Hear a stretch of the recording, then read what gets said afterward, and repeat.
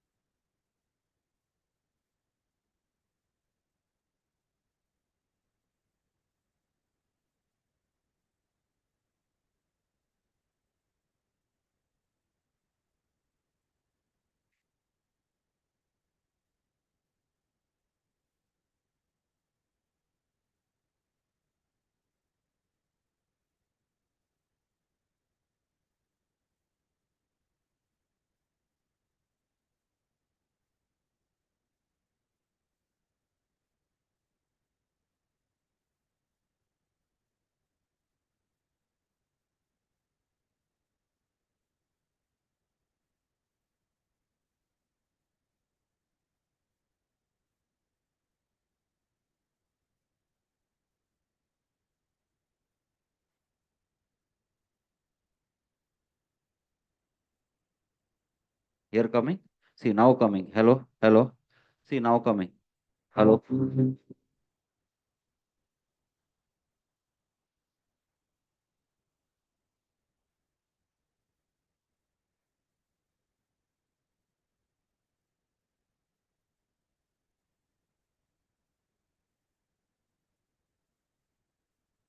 Hello, hello, hello. Mic test 1, 2, 3. Hello, hello, hello.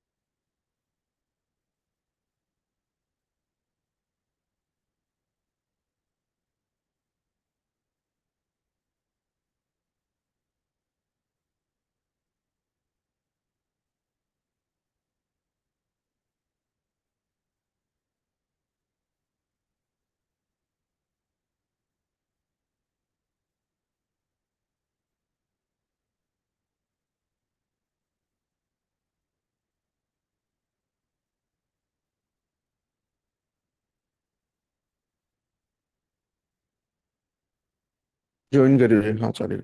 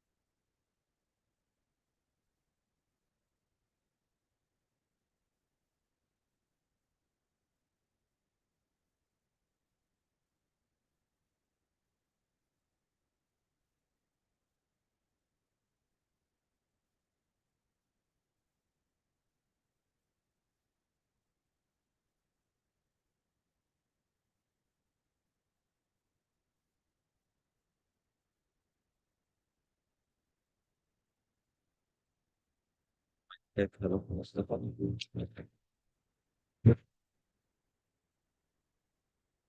for to start the pre-meeting session.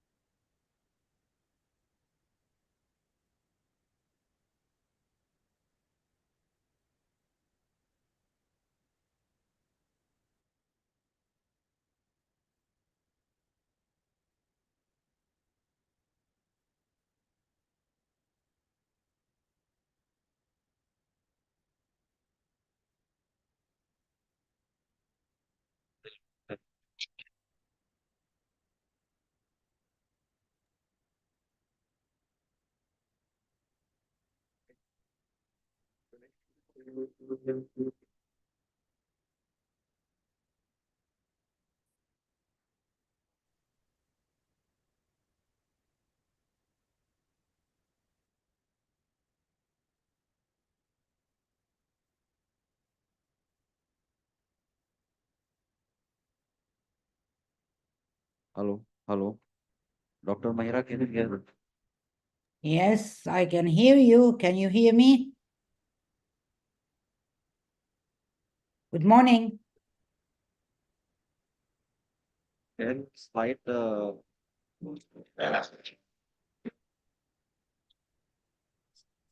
patient?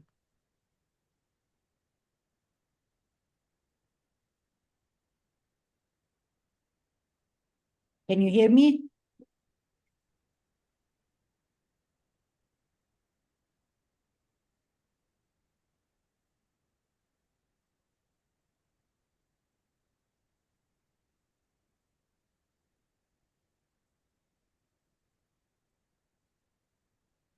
Good morning. Morning. Can you hear me?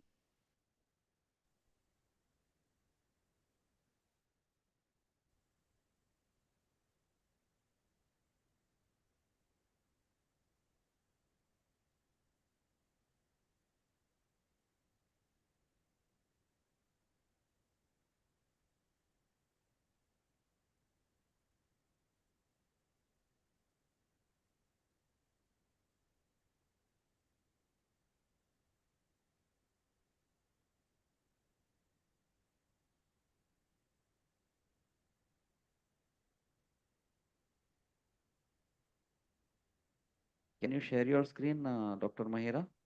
Yes, certainly. Here we go. Can you see it? You can see. I can't hear you very well. Can you hear me? Yes, I can hear you. Good. You want me to put it in slideshow mode?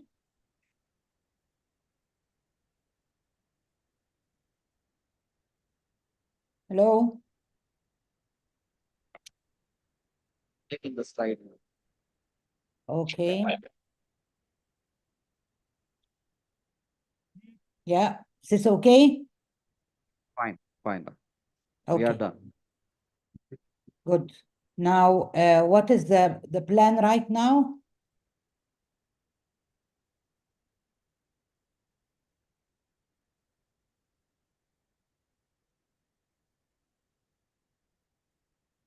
Just check that here. Yeah.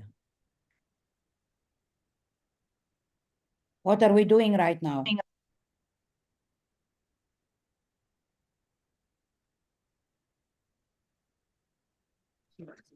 This is just the practice session. It's the practice session. So am I going to go out and come in again, or am I going to stay? No, you'll stay. I'll stay. Okay, good. And then my talk is, I think it's the second talk. It's at 9:30.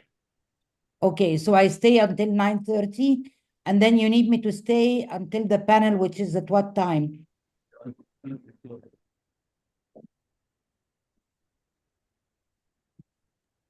Yes, you'll become panelist once the actual session start, and then at 9:30 you'll be able to present. And then how long do you need me after that?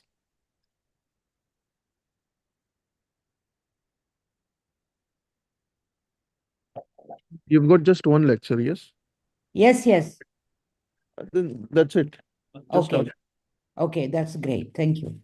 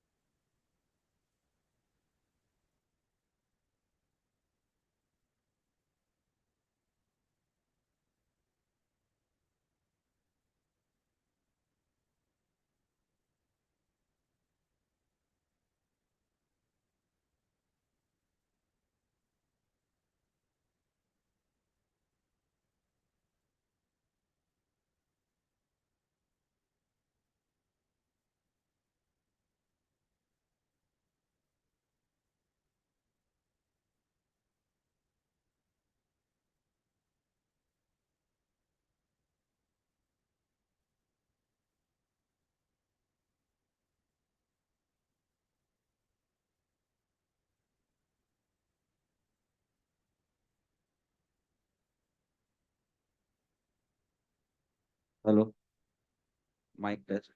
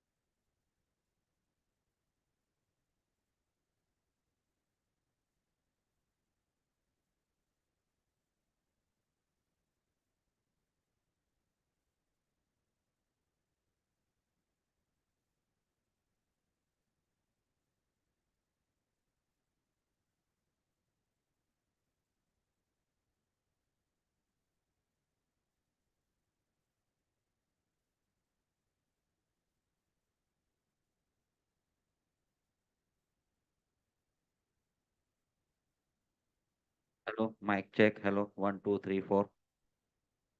Is clear?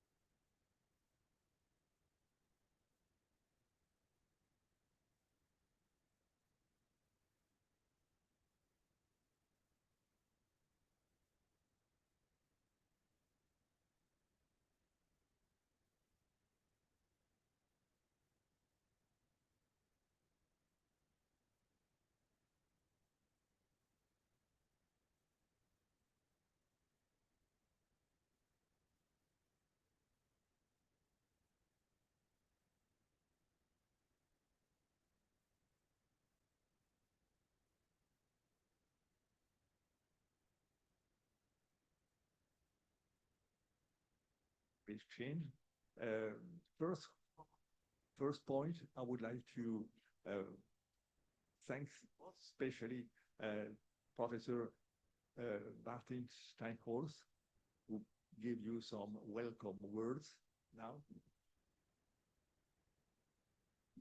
Hello, Assalamu alaikum, good morning, guten Morgen, and I hope you're enjoying this meeting. So this today is the pre-meeting. The official starting will be at 1 o'clock, but this is a very important morning meeting, which is classically for the Reichka ISAT Symposium, where we want to gather in order to learn more about the educational aspects for us as physicians, as nurses, whoever is involved in the care about the patient. And also we want to have a live and vivid discussion about how we can improve the quality of life for our patients. So please don't hesitate. We give enough space also for questions, for comments, because we also want to learn more about the different aspects from the various countries all around the globe and how we can learn from each other to improve the treatment, the management and care for our patients. So I'm very happy that you are here, and also I hope you will have a wonderful time here in Doha, in this beautiful city, and enjoy the hospitality and the networking with each other. Thank you. Thank you, Martin. Thank you very much. Just some words as for introducing this first pre-meeting. Since 2008, we that meeting organized a pre-meeting integrating around patients and partners concerned by the management of atopic eczema. Thanks to the help of Roberto Takauka from Brazil, we will see him just after. We launched this first meeting, and during the last meeting in Gdansk last year, we focused on the daily management of atopic dermatitis, exploring the specificity of care in some example in Poland, Africa, and in the United States and in Brazil. So today, hosted in the Middle East, we welcome speakers from all over the world, from different backgrounds, doctors, and also healthcare providers coming from different respective countries. This pre-meeting had a following team, ID patients and patient centricity, patient-centered medicine, global health perspective, and new technological challenges. This meeting is organized under the auspice of the ISAT Open Working Group, and the Pierre Fabre Eczema Foundation has kindly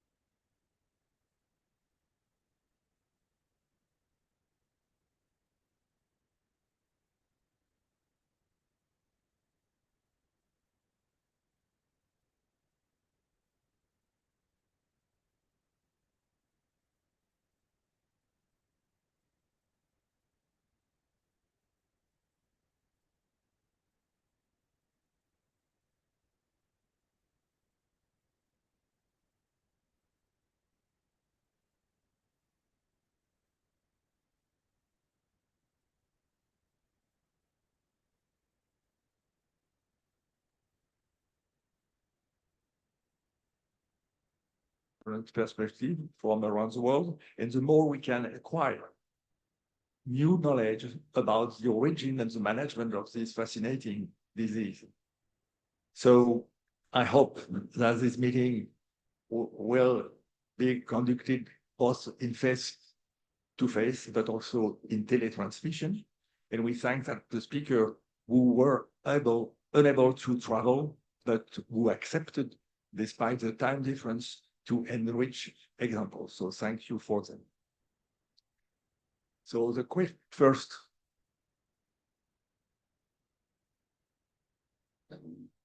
Yes, thank you very much. And with that, I would like to introduce Dr. Rayana Buhaka, who is coming to us from the WHO office here in Qatar. And for us, as I said, it is very important also to work together with other societies and with very important established societies which are taking care of our patient. And the WHO is very critical, as you know, all around the world. And we are very proud and honored that also the WHO is supporting the dermatology and atopic dermatitis. And Dr. Rayana is a pediatrician by training, but her heart is in the WHO to support the patients in the future, and I hope we can also work together in the future for the best care of our patients. Thank you for coming. Assalamu alaikum, sabah al khair, good morning, and thank you very much, Dr. Martin, and thank you, colleagues, for asking me to give those few introductory remarks. I don't have a presentation because, of course, I'm not an expert and I don't want to offend anybody with some of my assumptions. However, I wanted to pick up on what Dr. Martin had said about working together and making sure that we develop further and further, not only the knowledge, but also the appropriate policies and guidelines in order to make the life of our patients, of our people also, and also to know a little bit more about the diseases that affect them. And one way that I have to be very frank with you, and when I asked one of my colleagues on non-communicable disease, which would take more care of chronic aspects, I told him, what do we have on atopic dermatitis, or do we have a program? And I was told it doesn't kill people, so we're not focusing on it right now. And when yesterday I was talking about advocacy, I think we need to have more advocacy within all organizations and institutions, because of course it doesn't kill people, but it does affect the quality of life of many people, at least around maybe 1.5 billion, 2 billion around the world. It doesn't also facilitate the access, as I heard and I was reading as well, to medicines, to treatments everywhere. So from our perspective, when we are looking at equity and universal health coverage and models of care, as well as focusing on primary health care for UHC, this is where we need to find the entry points to make sure that we address the needs of people throughout the world. We make sure that there is additional research and work, whether it's on the origin, on the causes, on the triggers, on the best management, and also therapeutics. And I was happy to find that through the entry point with neglected tropical diseases, there was an address because of the close linkages with atopic dermatitis. However, in my opinion, and this is my personal opinion, it's not enough. And we need to make sure that we close a lot of the loops and the links together, whether it is we understand more about the triggers. Are they only genetics? What's the link with environmental factors? What's the link with other aspects that are affecting through our lifestyle, our skin microbiome, but also our immunity in many ways? And of course, you know, with COVID-19, we opened the world to a lot more of joint work, research, partnerships, and also collaboration across a lot of networks. And I believe that though it is a very humble contribution at this stage from our side, but with colleagues in Geneva and also hopefully in other places, we will link up the partnerships that are needed between academia, between professionals, between the multidisciplinary teams that are needed in many ways to address the issues related to atopic dermatitis. Look at programs that could incorporate, whether it's under child health or it's under just simple primary health care preventive aspects if we can, or how do we look at treatment in different conditions. There was a lot of talk on traditional medicines or on actual popular maybe remedies and so on. And at this stage, I think we're all open to contribute and work together. There is a lot of limitations in the way we work. I did explain to Dr. Martin and colleagues, but it doesn't mean that we shouldn't work. So because of the work that WHO does, and this is an organization that member states govern, it's your ministers of health, our ministers of health in all the world that do put the approve decisions, resolutions, programs, and so on, and govern us. Because of the work that we do on on norms and standards, therapeutics and advice, we have to be always looking at how do we engage with, whether it is academia, private sector, or foundations, in order to make sure that we are working in the best interest of everyone. It doesn't mean that we cannot work. It means we have to work, but we need to look at it under a specific frame that is called FENSA. And in that way, it is important that we have more of those partnerships, whether they are public-private, or whether under academia, as well as with the private industry that need to address the demand and also the request to have accessible, affordable, and easily available treatments for all. And with that, I would like to thank you all. I wish you a very good pre-meeting and meeting. And we want to learn more about all the work that is being done and to have a better contribution throughout. Thank you very much.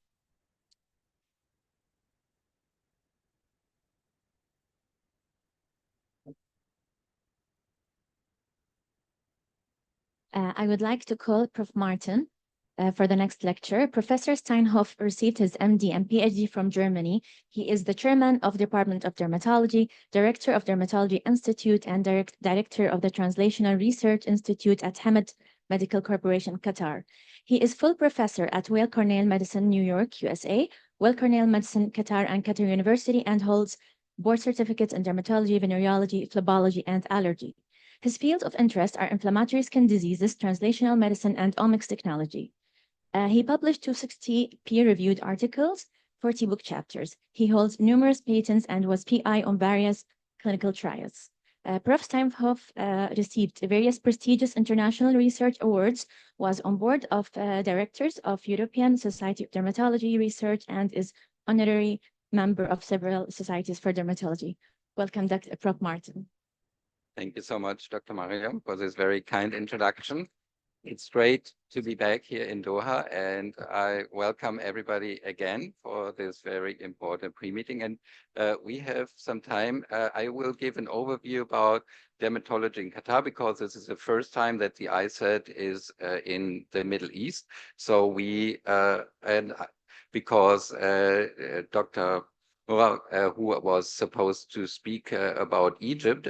She has some technical problems from the conference in Egypt she's attending. So I will also extend this a little bit to the Middle East. But as you can see, I'm not the expert on the Middle East. Many of you are, I think, more experts. And I would like to encourage you also that you will give your comments, ask your question after my lecture, so that we can cover this educational part about Middle East appropriately before we then move to the other countries, which I'm excited about. And I remember also last year and the previous year's meeting, we always had very interesting discussions, and I think we can all learn a lot from each other. So with that, I would like to start. And I just need the slides here.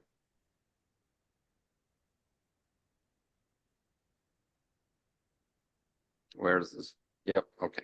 Now it's working. So I would like to start with give you an overview what is the Middle East. As you can clearly see here, the Middle East population is quite large and is as big as the European population, larger than the United States population. And just in comparison, often we also, from the facts, we get, I think, a little bit changed views, because often some countries, some areas are more in the news, are more interesting on economic level. So we need to see the fact and also the numbers.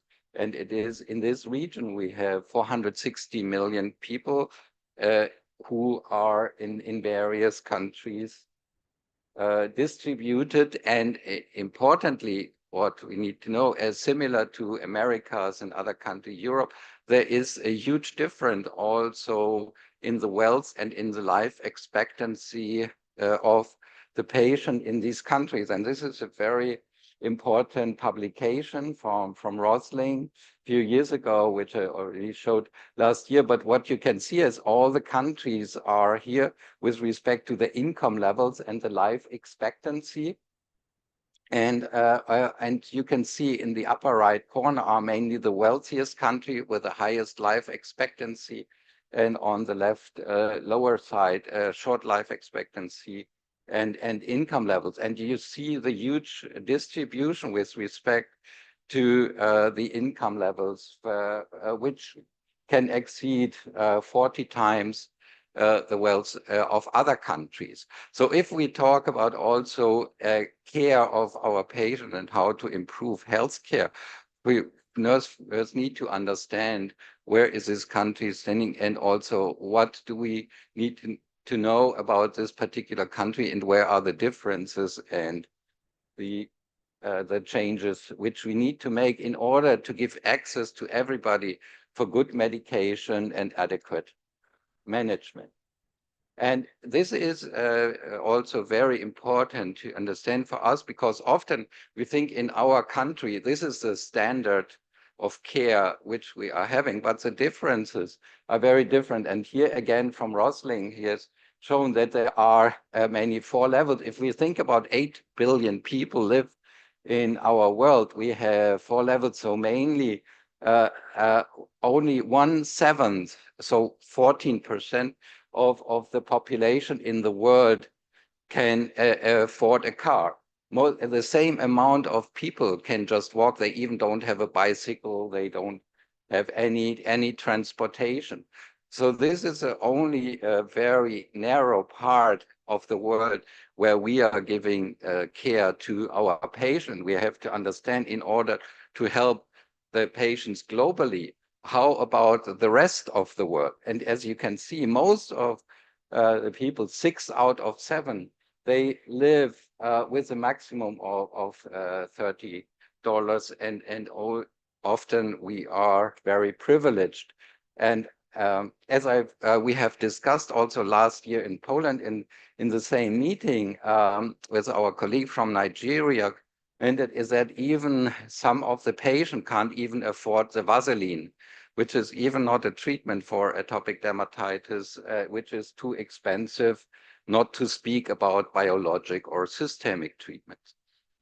So these countries vary a lot, and even in the Middle East. And so how do we give the best treatment to that? So of course, we have optimized the treatment in the last decade, thanks to a lot of development for systemic treatment, biologics. But this is definitely not for all the rest of the world, which we need to improve, and need to discuss how can we advocate for politicians, for companies to work together so that everybody has care for skin diseases and atopic dermatitis. We are privileged that we can give a lot of these medication even first line, like in this patient, for example, who are suffering from that, and can give a first line also biologic therapy here in Qatar. So what is specific about the healthcare in Qatar? Qatar is a small country with 3 million inhabitants, with a blend of history, tradition, but also, as you can see, modern development in just a few years. The 10% of the population are Qatari, 90% foreigners. There are no taxes for health insurance. And as you can see here, the GDP is quite high, so it gives the luxury that also a good healthcare can be guaranteed by the government, and the government is investing a lot of money into healthcare for everybody in this country. So that's definitely, if we look, think about the last slide, something which is very privileged. So the public sector is mainly dominating, but there is an increase now also of the private sector. In dermatology, we have about 250 dermatologists, 50 work in the government, 200 in the private sector. There are 9 universities now and 2 medical schools for the training in Qatar. And we also, as you have heard, we have a WHO office, which works closely with the Ministry of Public Health. This is an epidemiological study from the primary care colleagues here in Doha, and just wants to exemplify how high the prevalence here is among children. So I would say in total that, for example, our diagnosis is a top 2 diagnosis, atopic dermatitis, in even the secondary and tertiary hospital. Here this cartoon shows that there is the most of the patients with atopic dermatitis are children. In the first year, often these patients are in Sidra, in a specific children's hospital. That's why the number in 0 to 1 year is here very low, because we don't usually see them. And starting more in the second year, that's why second and 10 years is very high. But also about 20% of the patients are 40 years and older. So we also have a significant adult population here in Qatar. So one can say that it's about 15% of children, 10% of adolescents, and 5% of adults suffer from atopic dermatitis in Qatar. What is also specific in this area is that, of course, we have skin type 4, 5, 6 here more prevalent. So the atopic dermatitis can also look different. Second aspect, also what we see here more, I've seen here more than in the United States or in Germany, is that that, for example, erythrodermic, and this is often due to trigger factors, for example, from plant medicine, herbal medicine, where they then still, which is very common in many countries and often also leads to erythrodermic form of atopic dermatitis, which I've usually not seen so far. We also did some retrospective observational study in severe atopic dermatitis patients, also in order to learn more about how does it differ in the Arabic population as compared to the rest of the world, to gain more information. How do these medications work, and how are the side effects? So we couldn't see a lot of difference with respect to the side effects in atopic dermatitis and in other countries. We also have here a patient where we also sometimes see secondary atopic dermatitis, like in these patients with erythrodermic ichthyosis. And this was one of the patients where we are lucky that we also can give, for example, first line, sometimes 2 biologics or a mixture of biologic and JAK inhibitors, where we can learn a lot about these medications. And this is a patient who profited a lot. With respect to the pathophysiology, we also have a dermatology research institute with 15 researchers dedicated to dermatology. Atopic dermatitis is a big subject, especially the neuroinflammatory aspect of atopic dermatitis. And we are interested in how the skin barrier, the immunity, and the nervous system communicate with each other, and also try to develop new treatments in this respect. So I think important is that I think we are in the lucky situation that we have a department with 70,000 patients a year, a research institute and a clinical trial unit where we want to learn more about atopic dermatitis, the new treatments and how they apply also, and what are the similarities and difference in the Asian Arabic population. Also within Asia, there is not a lot of information about, for example, in China, Southeast Asia, and Arabic Insular, Middle East can be also quite different. So that's what we try to understand better in the future. For that, we also got an award, a Precision Medicine Award, where we use omics technology to investigate these medication and how to apply the right medication from the beginning. So, but the main goal, of course, will be how can we help our patient and all around the world, and how can we come together and discuss in the best way how to help our patients also from other areas which are not so privileged. With that, I would like to thank and open for discussion. Thank you.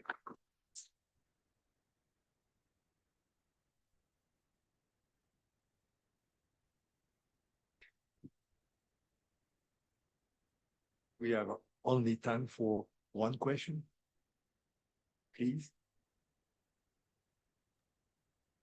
Do you have any questions? I think your presentation. There's Claudia.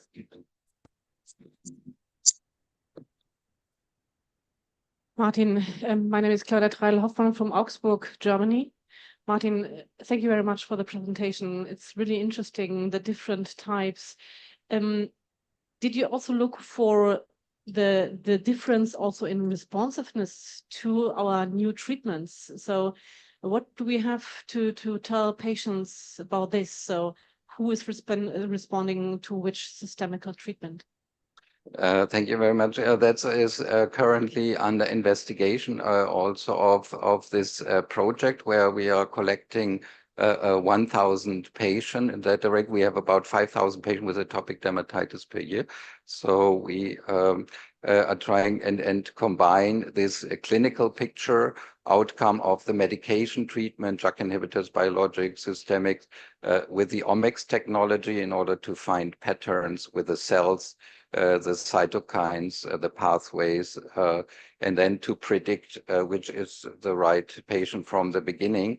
But so far we have from the 1,000 patients, we just started the project 4 months ago, and hopefully next year we can give some more clues. Looking forward to this. Thank you. Thank you so much. Thank you so much. So the program today, especially this morning, is very rich, and therefore we need to be mindful about the timekeeping. And there will be someone, and maybe this machine, will let us know when it is time to move forward. We kindly ask everybody to participate in their questions during the roundtable and not after each speaker presentation. So, you would like to free? Dr. Mahira is online now.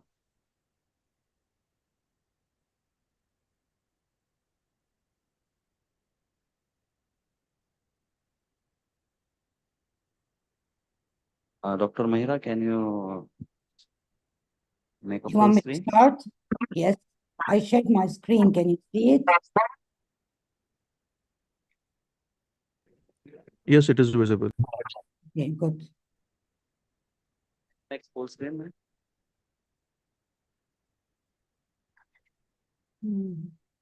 Hi, everyone. I'd like to introduce myself. I'm Jennifer Austin. I'm the CEO of Global Skin, and I'm one of the co-chairs today.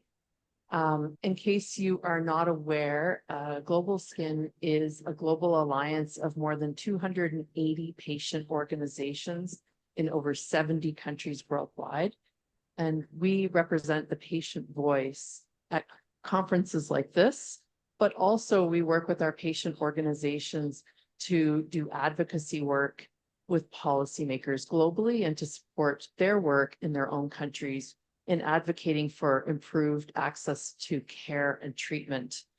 And part of the work that we do is really raising the awareness about not just the physical symptoms of conditions and diseases like atopic dermatitis, but also the psychosocial impacts. And we call for holistic care of the whole person, not just the physical person. I also would like to just mention it because we are here today talking about patient-centered care. It's really important that we think a lot about what patient preferences are. What does the patient want? What are the meaningful outcomes to patients? And without that information, it's very difficult to do shared decision-making. And when there is no shared decision-making, then there is a lack of adherence. And I heard a mention of adherence earlier this morning. The path to adherence is understanding the patient's needs and preferences and what is most meaningful to them in their lives. And it can surprise us sometimes, even as patient advocates, we're surprised sometimes by what it is that patients want from their treatments. And so my organization has just developed a new measure, a patient-reported outcomes measure called Patient-Reported Impact of Dermatological Diseases, PRID. And we hope this will eventually be widely adopted and clinical and in research, because we believe that that patient perspective needs to come forward in order to be able to deliver the optimal care and to be able to engage in those meaningful discussions with patients so that then when they do receive a treatment, that they're motivated to fully participate in that treatment plan and to completely adhere to your advice. So I just wanted to share that perspective and to be keeping that in mind. One other thing I'll just say is that we are a global organization, but we do have very few organizations in the Middle East. And we would really like to change this. We have not been able to find many organizations. We have a small handful of Middle Eastern organizations that are under our umbrella. If you know of patient organizations that are operating in Middle Eastern countries, please introduce them to Global Skin. You can find us at globalskin.org. We provide all kinds of support to those patient organizations in terms of training, networking, connection. We even provide financial grants to help in their projects. There's no cost to joining our organization. And if we could get more Middle Eastern patient organizations involved, we'll have a more representative voice for patients all around the world. So thank you so much. I think it's really important that the representative of patients will be here to share how to magic. I think it's important now, but we have to go forward. We'd like to welcome our next speakers. The lecture will be virtual. Dr. Omar Ammar Khoja and Samira Zubair from Algeria.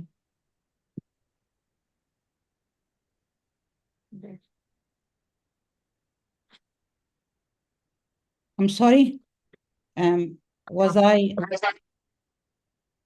I supposed to speak now? Yes, please proceed. Can I proceed? But he introduced Professor Samira.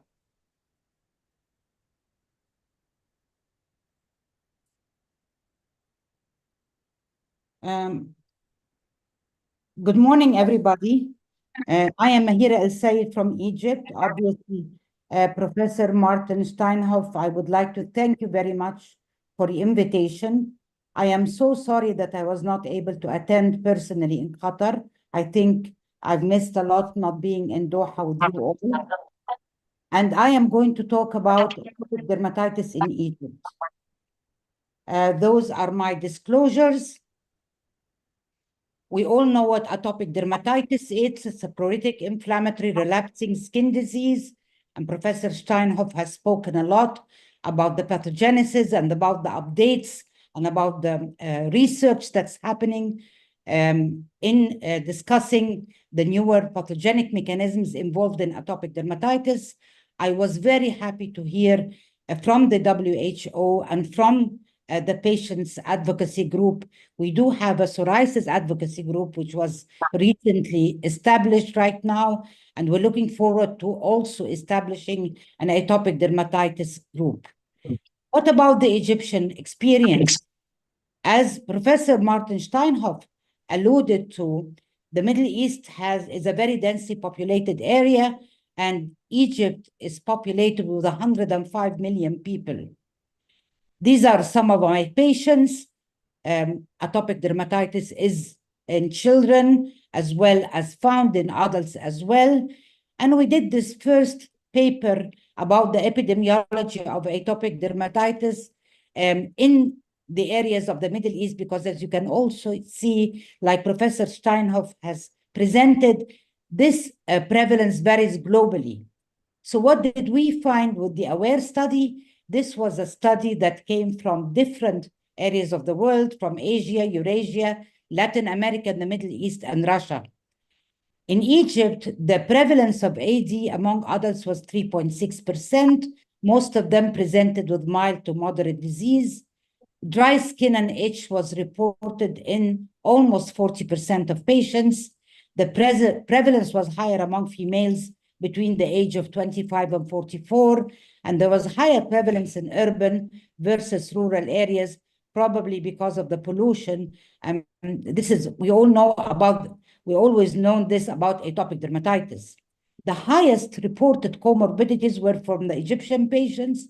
They were in 99.7%, which is quite high, and allergic rhinitis was the most common morbidity that was described.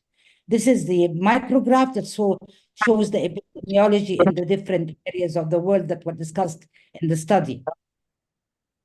This survey highlights the importance of AD in adults, the high prevalence and high morbidity among respondents, and emphasizes that AD is not just a disease of childhood, but rather a disease that persists into adulthood as well. This was another paper that was just published in September of this year, talking about what it is called the social listening paper, which was published in Egypt. We discussed this in Egypt and Lebanon.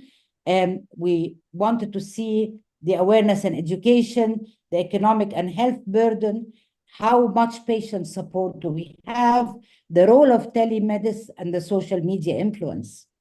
We found that there is a lot of gaps in the education of patients and physicians in Egypt.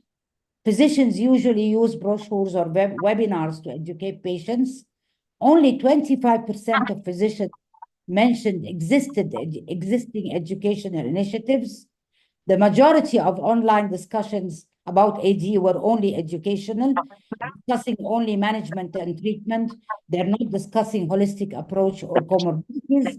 There was a lot of misinformation, the natural or alternate remedies, like we all know. Telemedicine, half of the physicians preferred in-person exams, but they saw the value of telemedicine in follow-up. Patient support, 51% of physicians reported there was no active support group, and most of them showed interest in having patients group and enhancing patients' care and adherence to treatment. The economic burden is huge. Egypt incurs a significant healthcare cost related to AD with additional indirect costs, and there is a notable loss of quality adjusted life in years. What about management? This was another paper that was published about patterns of clinical management of atopic dermatitis, and we surveyed 3 physician specialties in the Middle East, specifically Egypt and Lebanon, and we found a lot of diversity in management tactics, and there was no any standard of care. So we do not have regional literature addressing diverse population, socioeconomics, healthcare infrastructure, clinical practice, and access to care. And also healthcare, like Professor Steinhoff was mentioning, is very limited in some of those countries. What are the challenges and gaps do we have in Egypt? Severe social and economic burden of the disease, a lot of comorbidities, unmet needs that are facing the dermatologists with limited resources, especially in some of the rural areas, and the Ministry of Health budgets that we are trying to work on and find a solution. We suggested a national strategy that will involve all the healthcare sectors in Egypt. We need to have a proper registry, more epidemiological studies to raise the awareness about the disease. We need special referral centers, patients advocacy group, definitely, because this will help a lot with the holistic management of the patients and the needs of the patients themselves, fill the research gaps and manage comorbidities, and more clinical trials to come into our country with guidelines and treatment protocols. We need also to collaborate with international experts, more media campaigns, maybe to raise awareness, modeling studies for cost-effective treatments, and maybe involve our stakeholders. We managed to maybe overcome some of those challenges. We now have access to the newer treatment through the National Health Insurance. So we recently, dupilumab and the 3 main JAK inhibitors, baricitinib, upadacitinib, abrocitinib, are introduced, and this raised more awareness among the dermatologists and among the patients themselves. And now we have the National Health Insurance guidelines, where we use topical treatment and also systemic treatment is advocated. We have dupilumab as a second line of treatment after failure of cyclosporin or the other alternatives. In conclusion, AD is a common chronic relapsing and remitting type 2 inflammatory disease. Egypt faces specific challenges in management and access to treatment. The multifactorial nature of the disease makes the development of a standard management approach a really major challenge. Moreover, the Middle East, and specifically Egypt, faces several challenges in the treatment, including physicians' non-adherence to AD management guidelines. We still have a long way to go to make sure every atopic dermatitis patient has full access to care. And thank you very much. Thank you very much, Prof. Mahira, and very sorry for the technical error. Professor Mahira Hamdi El Sayed is a professor of dermatology and venereology at Ain Shams University, Cairo, Egypt. Professor El Sayed is very committed to improving the outcomes for patients with chronic skin diseases, especially psoriasis. She has, on numerous occasions, lobbied the government to improve access to healthcare and medicine. Thank you again for this informative talk, Professor Mahira.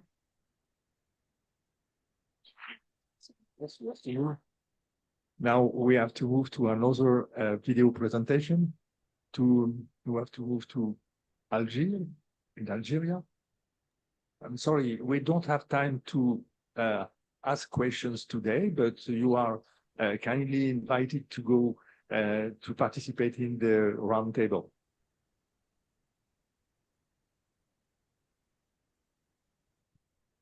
So again, we'd like to welcome the next speakers from Algeria, Dr. Omar Ammar Khodja and Samira Zubairi from Algeria.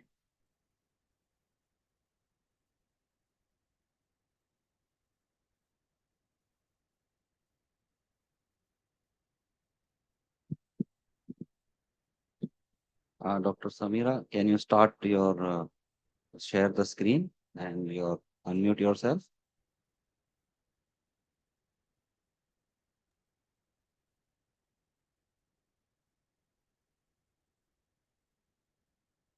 Can you unmute yourself, Dr. Samira? We cannot hear. Switch. Good morning, dear colleagues. Yes, we can hear you. Can you share your screen, Dr. Samira? I already sent the recording. Okay, we will play the recording. Just a minute. Thank you.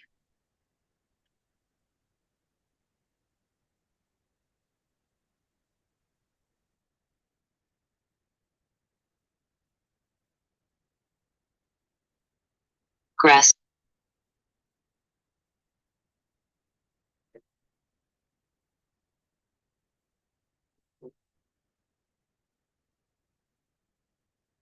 Recording in progress. Dear colleagues, good morning. It's a great pleasure for me to be with you for this ISAD meeting, and I'm glad to thank the scientific committee for selecting my work. Today, I'm going to share with you our experience in therapeutic education in atopic dermatitis in Algeria. I'm just sharing my screen here.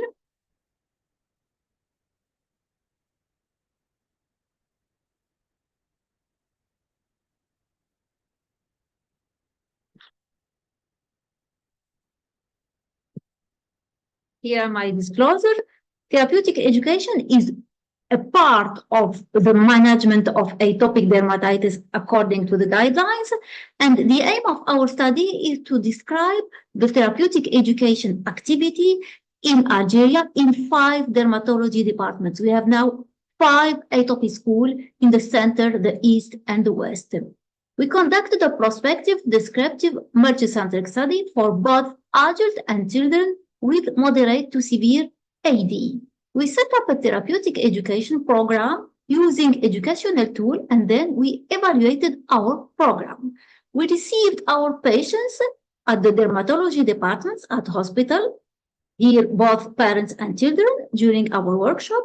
Our educational program was on 3 steps. The first one is what is AD? It's giving general information about the disease, explaining the pathophysiology, the clinical signs of eczema, using tools. The second part is how to manage AD. It's about acquiring practical skills about using topical corticosteroids and emollients. Here a demonstration during a workshop. We also created tools in Arabic. As you can see here, it's a room for a child with AD, and the patient has to find the errors. For example, you can see the temperature in the wall is too hot, or the cat on the bed. Here are some other tools in Arabic to the swimming school or matching the images. The third part is how to live with AD, mainly managed by the psychologist. At the end of our workshops, we ask the participants questions and they have to answer true or false with the red and the green cards. We reported 45 patients. Each patient received 3 workshops with a mean duration of 1 hour and a half. The team involved was the dermatologist, the psychologist, and the nurse. The majority of our patients received collective workshops. We conducted workshops at hospital, but also outside the hospital, and workshops of art therapy.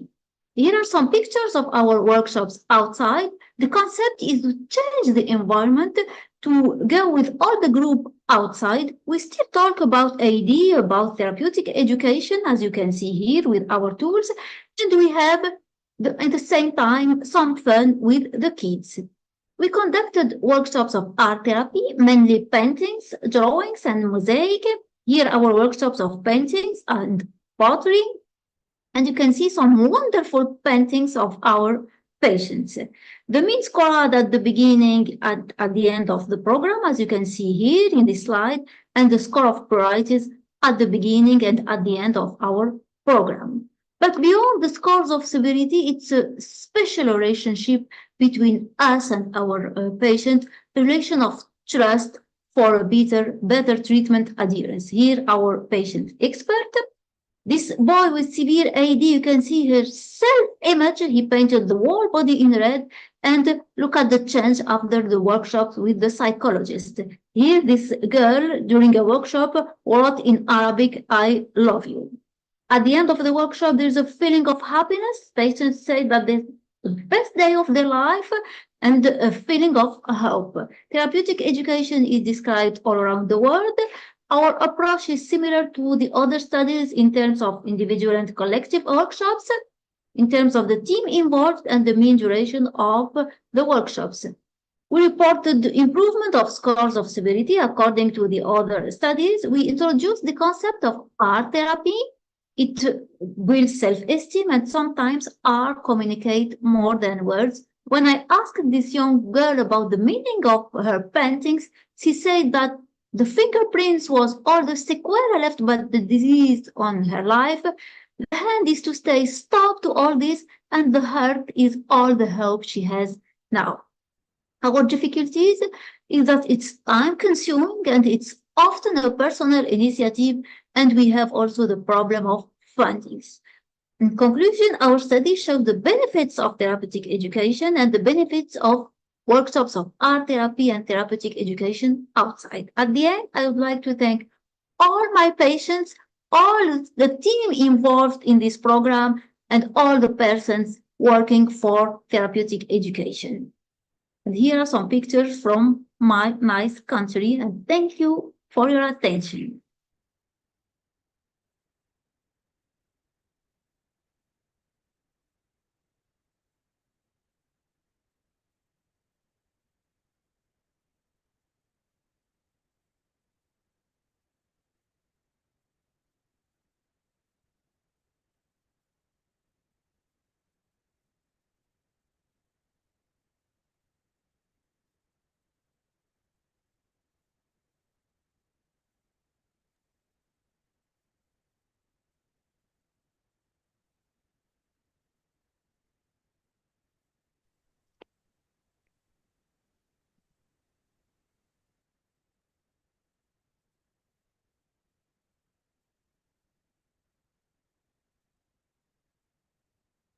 We're pleased to ask our next speaker to take the podium, Dr. Fang Wang.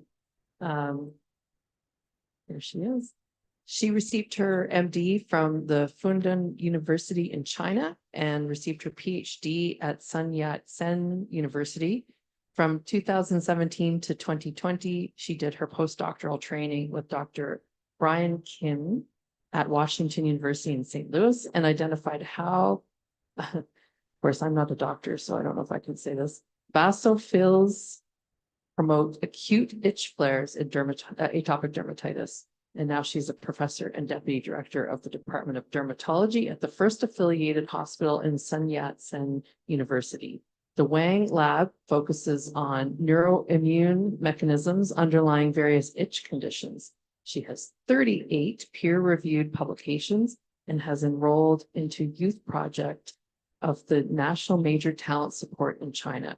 She is a principal investigator of youth project of major projects and has 4 grants funded by National Natural Science Foundation of China. Welcome, Doctor. Thanks so much for the nice introduction. Good morning, everybody. It's my great pleasure to present an overview of atopic dermatitis in China. My name is Fang Wang. I'm from, I just moved to dermatology hospital affiliated by Southern Medical University. So before we dive into this topic, please let me introduce Guangzhou, where I'm based very briefly to the audience. So Guangzhou is the capital of Guangdong province. It is located in the southern part of China, about 120 kilometers northwest of Hong Kong. Guangzhou is famous for its blend of rich historical heritage and modern development. As a birthplace of continuous food, it is well known for the fresh ingredients and preserving of natural flavors. I hope many of you could visit and enjoy the charm of Guangzhou someday. Okay, now let's go to atopic dermatitis. AD is the most common inflammatory skin disease. It is characterized by recurring eczematous skin rashes as well as severe pruritus.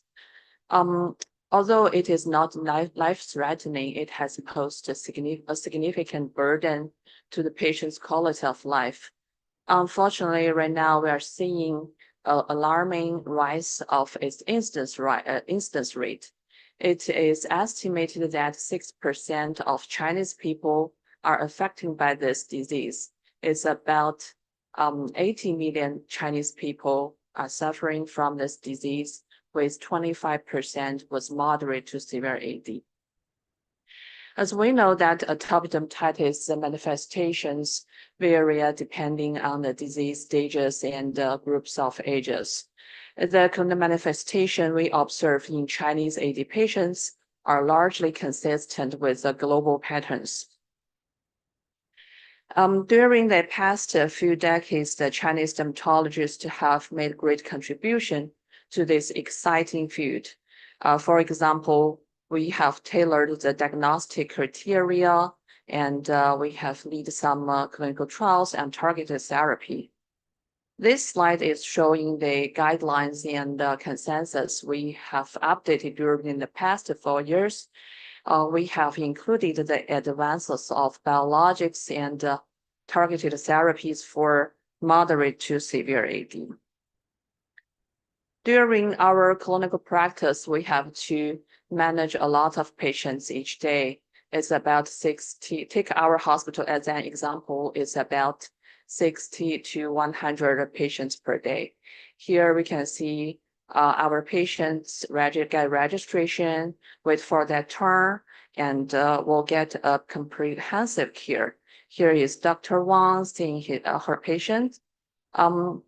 These evaluations for our patients include the assessment of EASI scores and NIS scores and IGA, etc. The efficient system allows us to manage a lot of patients while maintaining high standards of care. We are very excited to see in the past few decades, our Chinese dermatologists have made great contribution in the AD research field. For example, Chinese physician scientists have employed multi-omics to explore the keratinocyte differentiation as well as H biology. Also, they have identified the role of microbiota in the gut in the pathogenesis of AD. Despite these accomplishments, we feel that there is a lot still need to be done. For example, we would like to bridge the gap between the basic research and the clinical practice, and also we want to expand the clinical trials to more patients. Meanwhile, we would like to embrace the precision medicine with the help of AI and advanced diagnostics. We also feel that the education for physicians and the patients is very crucial for to improve the awareness of and the control of the disease. But I'm pretty sure with the collaboration of researchers, physicians, and the pharmaceutical innovators, the future of the patients with AD will be very bright. That's all my presentation today. Thanks for your attention, and I would like to welcome you to Guangzhou in 2026. Thank you.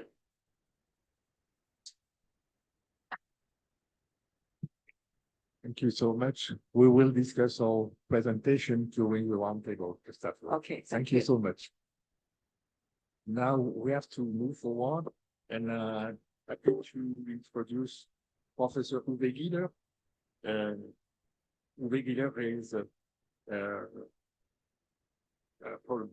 professor of dermatology and also professor of somatic in Gießen, Germany. He's a friend of mine, and I'm very happy to see him because thanks to him, we were able in France to start the first example of atopic school. In fact, the term atopic school at the beginning was new idea, and you managed it to obtain the insurance from the German company. So thank you and congratulations. Yes, thank you for a nice introduction, dear Chairman, dear colleagues. Yeah, it's a pleasure to be here in Doha. It's for me a little bit coming home because I stay here as senior officer in the Department of Dermatology. But I have to speak today about Germany and maybe Germany as a representative of Europe, but I will just focus on the education and management of atopic dermatitis. So you see, of course, we have the same patients worldwide. I recognized easily when I worked here that the patients are nearly the same. Of course, the numbers are not always the same, but we have to develop the management of the patients, how to deal and how to deal daily with their atopic dermatitis, which is quite severe. And if you look at the history of the development of atopic dermatitis management, so you see there is a long distance like development of drugs or development of something which is also a political situation. So it starts in the early 50s in the last century that the first group programs were developed. And so then it turns to in the 80s that the first programs and management programs for atopic dermatitis were developed. And luckily, we were able in Germany, together with Johannes Ring and others, that we have to develop a national consensus very early, like you see it here now in Algeria and China. So I'm very happy that we have this worldwide development. And my personal first publication was this one. So you see that it's a long time ago, where we look about the differences in management when we are giving just dermatological education, we give psychological education or relaxation therapy, or all together. And as you know, the Germans are mostly going ahead to have a very clear look for how to manage really very well. And so in Germany, we developed in the national multi-center study program, which is now established really. And I will speak about this program and show you the results and state at the moment. So we call that atopic dermatitis schools in Germany, and the schools are, of course, always a group program, not one-to-one. And finally, the publication in 2006 in the British Medical Journal demonstrate that this program is well established with a randomized controlled study. And this study leads, in fact, in Germany to the lucky situation that the insurance companies covered the costs of the group therapy. And so we were able in Germany to develop this program for all patients, although we have only about 10% of the patients which we read. And this is the reason why in all guidelines, I think in the world, so this is the European guideline from Andreas Wollenberg and others that stated very clear that the education programs are needed in the basic management of atopic dermatitis. So in Germany, we have 4 age groups where we offer the management. Of course, mostly it's the parents of the children, or we have groups with 8 to 12 years old children where we have also the parents with them, not together. So one group parents, one group children, and it's always an interactive program. So this is a 6 hours program, so 6 session programs with 2 hours, I mean, so that we have to offer that in 6 days or sometimes in 3 days, but then more hours. And so we have this structured group program in Germany with very specialized trainers who have run a train-the-trainer workshop before. And then we have a multimodal program. So that means that it's patient empowerment. It's not a face-to-face education. It's not a self-help group, but it's very focused on the didactic and mostly on the psychological aspects of the disease. So it looks like that. So that you see here is a very interactive program we can offer. Coming to the numbers, so we have some, so of course, the difficulties in the pandemic situation that the numbers are lowered 2020 and 2021. And so we have not only groups in presence, but also groups in the online situation. But it's astonishingly, it runs quite well also with the virtual programs. So the numbers of patients are quite high. So we have about, in Germany, we have 205 courses, so yearly, and so about more than 1,300 patients a year. And so you see here the development, it's a little bit lowered because we were very enthusiastic in the beginning. And now that's it runs like it is every year. So with the same numbers. And today we have about 1,611 trainers in Germany. That means all of them are able to manage education and atopic dermatitis quite well. And we have some training centers, and that looks like here in Austria, where we are running these workshops with train-the-trainer workshops to develop the management possibilities. And of course, finally, we have to recognize it's quite well that in all guidelines, the education are established because in first of all, the Cochrane review, there are 5 randomized controlled studies. Then it follows with 10. And the last one this year was with 37 randomized control studies really in the world. So that atopic education is quite a good management, as we see in the example of Algeria. So it's quite well established now in the world. And I think it depends, of course, on the health situation and on the health governments but it is running well, and we know it's a very good idea to establish that. So thank you for your attention.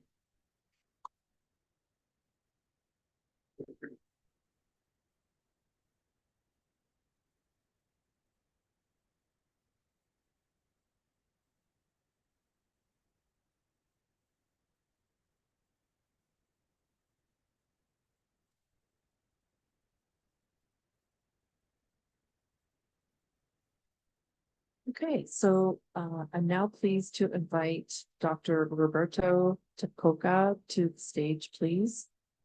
He is the current vice president of ISAD. So I think many of you know him. He's also the person that began this session and has led it for many years. So we thank him for that. He is the co-director of Atopic Dermatitis Clinic at the Division of Dermatology in the University of Sao Paulo Medical School in Brazil. And he's interested in prevention, education, and design thinking for improving the quality of life of patients with atopic dermatitis and their families, as well as in art and design, and has attended courses on innovation and social entrepreneurship at the Massachusetts School of Technology and the Stanford Graduate School of Business. I could probably go on, but you look like you're ready. Thank you very much for the invitation. So I took a break from organizing this meeting this year, but I'm so happy to be in the presence of Professor Stalder and Professor Giller, and we wouldn't be here discussing education and atopic dermatitis without them. So I was very happy to be here. So I'm going to talk a little bit about the atopic dermatitis in Brazil. So we're 212 million people. We're located in South America. I think should I move? Okay.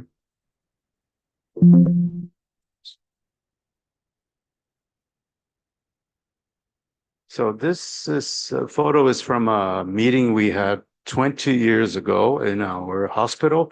It shows some children who had atopic dermatitis, and it shows the diversity of our population. We have people from pretty much everywhere. I myself, my grandparents moved from Japan to Brazil a long time ago. And so we have a mixture of pretty much everybody in it's really fascinating to be in a country like with this mixture of cultures and people. So this is a cohort of 500 patients from the country, but this is to show that we have basically 5 regions in Brazil. We're a very big country, but I think most people that answered this questionnaire were from the Southeast. That's where Sao Paulo, where I work, is located, and very few people from the North. That's where the Amazon is located. So this is where I work in Sao Paulo. It's the biggest public hospital in Brazil, the University of Sao Paulo Medical School Hospital. And this is from the north part of Brazil. Actually, this is from that area in red. That's the Pará state at the Amazon region in the north. And it's fascinating because you fly over the forest for a few hours, and then suddenly you see this big city in the middle of the jungle, which is Belém. And so we did a meeting there this year, and with doctors from that area to discuss atopic dermatitis in this area. And we had some interesting insights. They do have atopic dermatitis in the Amazon River, in the Amazon region, but it's usually not as severe as the rest of the country. But you know, they have a lot of dermatologists and allergists working in this area.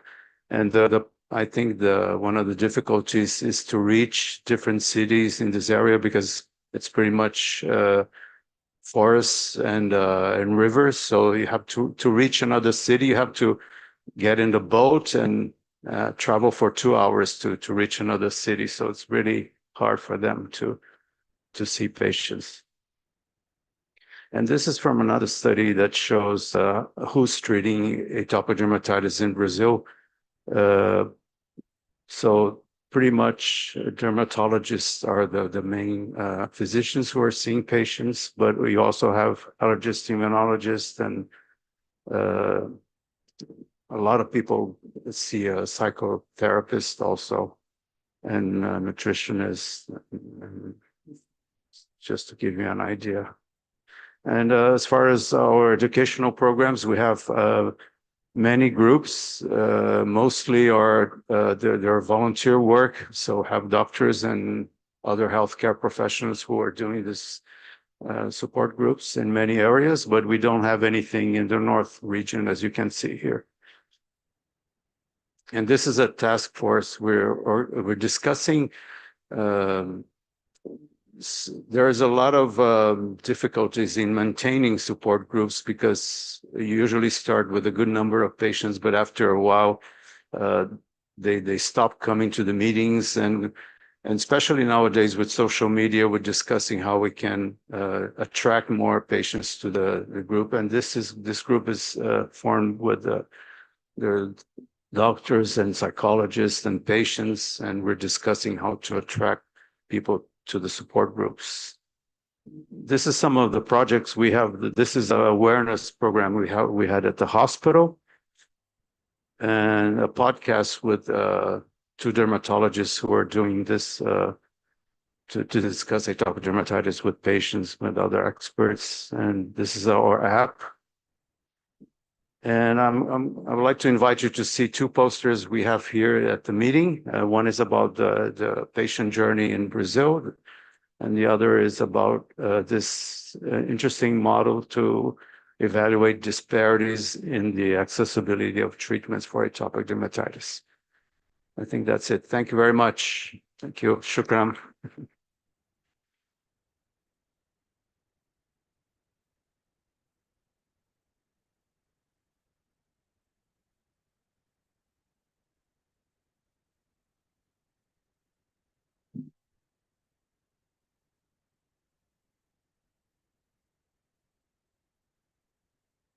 We would like to invite our next speaker, Prof. Osman Faye. He is the Professor of Dermatology and Head of Department of Dermatology at the Faculty of Medicine of Bamako. He is the head of the Mali Teledermatology Project. Professor Osman, in Mali, for nearly 25 years, Prof. Faye has been working in the largest reference center for leprosy and dermatological diseases. He has also conducted numerous research projects in the field of leprosy, leishmaniasis, epidemiology of skin diseases, and more recently, atopic dermatitis. Welcome, Professor Faye. Good morning, everyone. Thank you so much. It's my great pleasure to be here, and a great thank to the ISAID organization committee. So my pleasure to present atopic dermatitis in Mali. As you may know, atopic dermatitis is known under the name of Kaba. This is the local language in my country. This term refers to any chronic and relapsing condition that resists to treatment, and atopic dermatitis falls in this category. It's a very little known condition to primary health care workers, so that many patients are managed by specialists, many dermatologists, pediatricians, and pneumologists. Regarding the epidemiology of atopic dermatitis, we don't have published a paper, but the main source of our data is coming from our health information system and the dermatology clinic and the medical pages we use to conduct in our country. In addition, we had some case report.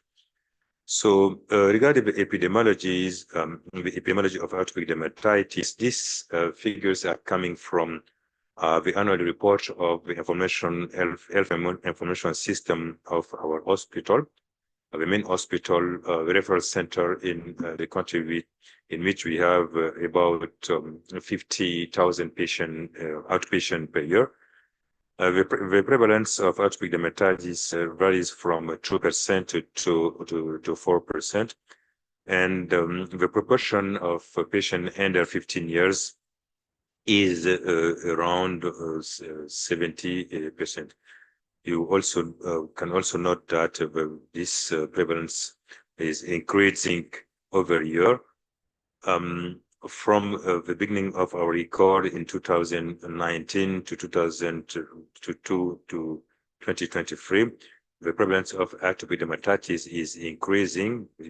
As you may see, the impact, the COVID impact of 2020, and female are more affected than male. So this is the result of a thesis we conducted in 2018, and about 85 cases of atopic dermatitis seen in more than 2,500 patients. The prevalence of atopic dermatitis was 0.33%, with a female predominance. The mean age of atopic dermatitis cases was 4 years. This varies from 3 months to 50 years old. The mode is about 3 years, and the median also was about between 3 to 4 years. Most of our patients were coming from urban area. We also conducted another study funded by the International Society for Atopic Dermatitis. In this study, we sought to investigate the skin microbiome in AD patients. In this study, we collected about 58 cases of atopic dermatitis. Most of them were aged from 6 to 10 years old. Cases were coming from both urban or rural area.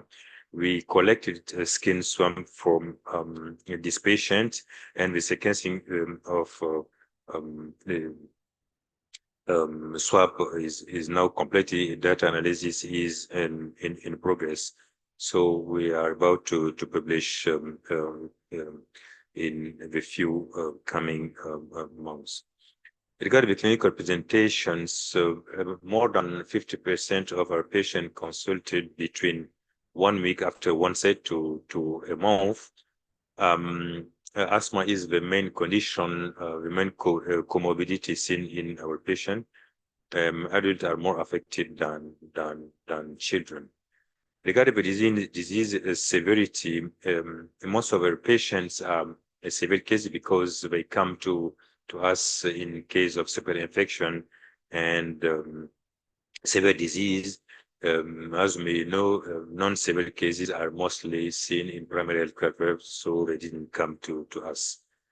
Regarding the distribution of the disease, the most affected area in the neck, and in addition to the flexural part of the body. This is some of our patients, as you may see, in mid cases at the left side, mid cases, and superinfected excoriation and superinfection. Neck involvement and excoriation, and even involvement of ear folds. The flexural involvement of a child in a papular pattern regular seen in our patient. This is a recurrent lapsing condition with lichenification in the middle, and cirrhosis are mostly seen in patients. Regarding the quality of life, a patient in our patients as usually, affected by atopic dermatitis. This condition affects the way of living, the way of wearing, and in addition, even their hobby. The management of dermatitis is mainly based on a steroid and emollient and moisturizer like Vaseline. This is compounding in our main setting. We have also some special brands. Most of the time, we give antihistamine to patients because of the itching. Patients are mainly managed as previously told you by a dermatologist. Pneumologists and pediatricians are involved in case of comorbidity.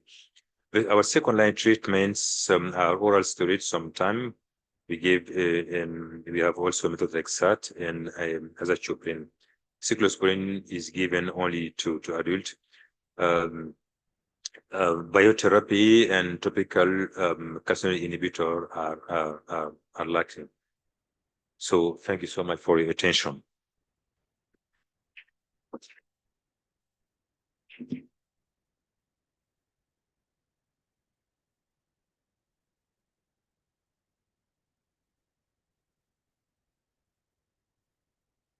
I would like to ask Professor Rabeja Kepalodoro from Madagascar.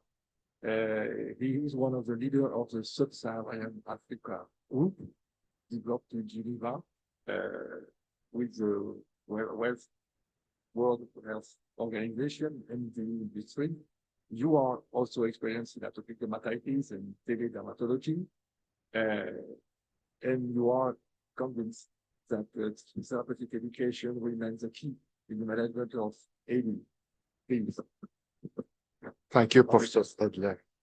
I'd like to thank the committee, the organization committee, to give me the opportunity to talk about the management of atopic dermatitis in Madagascar.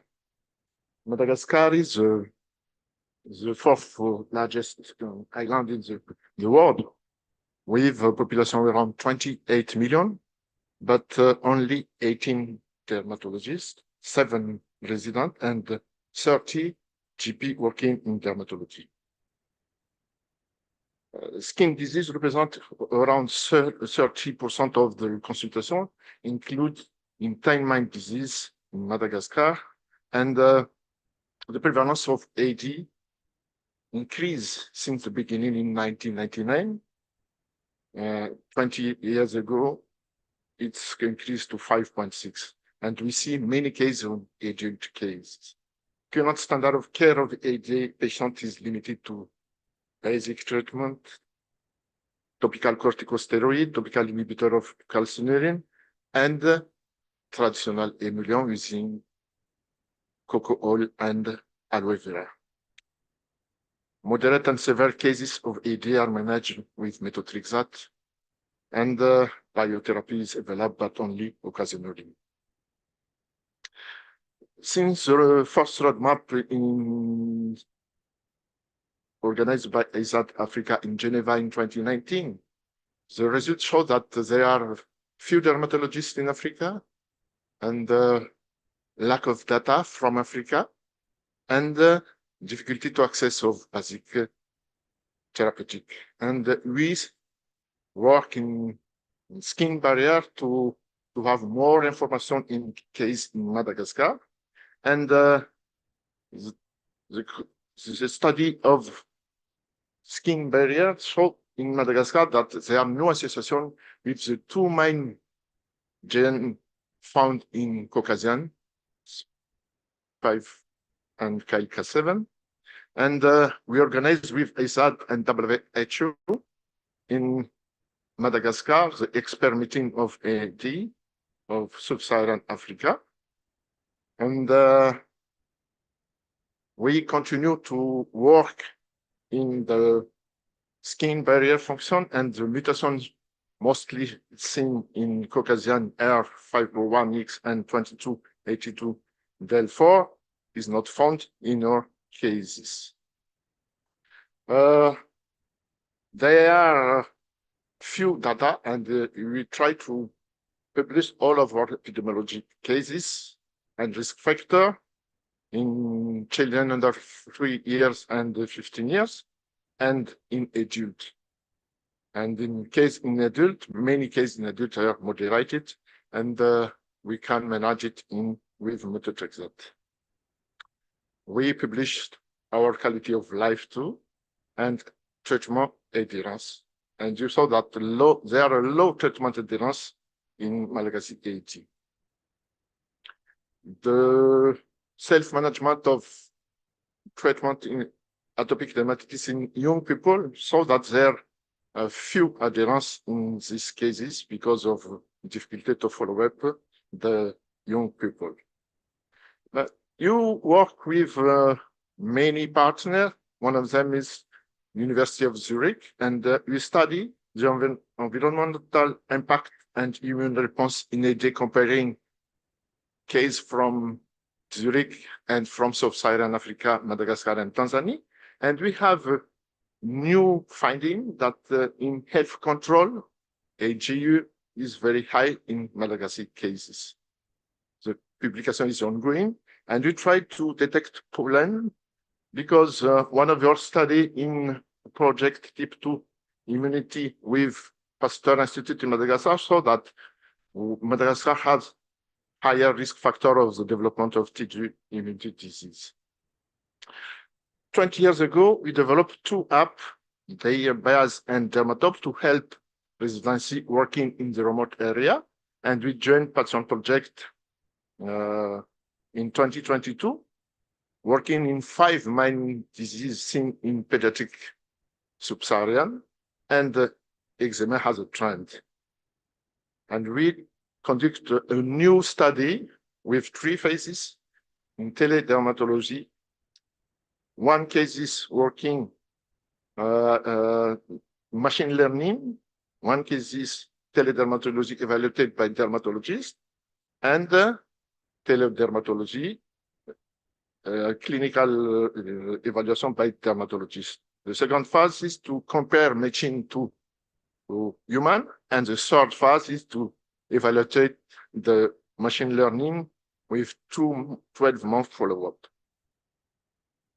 We use my cell phone, it's app with Malagasy phototypes, and we conduct the project in effect of methotrexate in moderate to severe atopic dermatitis patient to see that did you have an improvement of patient, and the patient have a high quality of life and no adverse effect. But therapeutic education is gold standard, and we conduct a therapeutic education individual and collective interview with patient and his entourage, but it is difficult, as Roberto said, to keep all of the participants after 3 months follow-up. We participate at the African Guideline Working Group to facilitate the accessibility of emulsion in management of atopic dermatitis in sub-Saharan Africa. And to conclude, the lack of an appropriate structure means that we have to work twice as hard to achieve the same result as in northern country. International collaboration is very helpful. Thank you for the team, and we are welcome to Madagascar in June. You have time to assist our 28th Congress with 7 credits European. Thank you.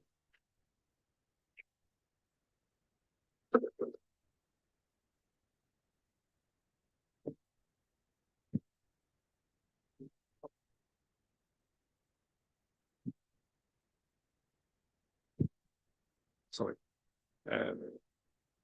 We are late, too late, and I'm not sure that we will be able to have a break during as we suggested at the beginning. But we have time now for the roundtable. So I ask the speakers to go here. Could you help us to give some chairs? And if all the presentation will be discussed with your participation. So don't hesitate to go back here. Yes.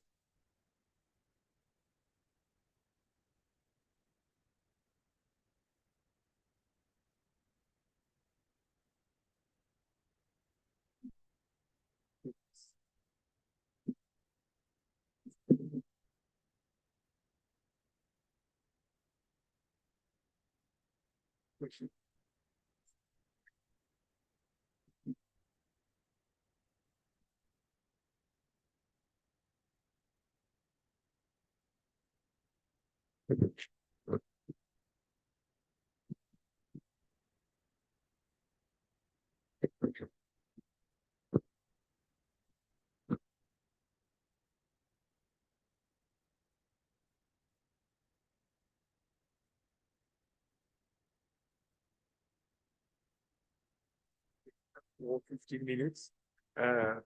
Maybe we could first ask you which kind of question do you have, because we have the opportunity to share all together the many questions about atopic dermatitis and about the relationship sometimes difficult between patients, family, sometimes association, and also all the healthcare provider dedicated to atopic dermatitis. So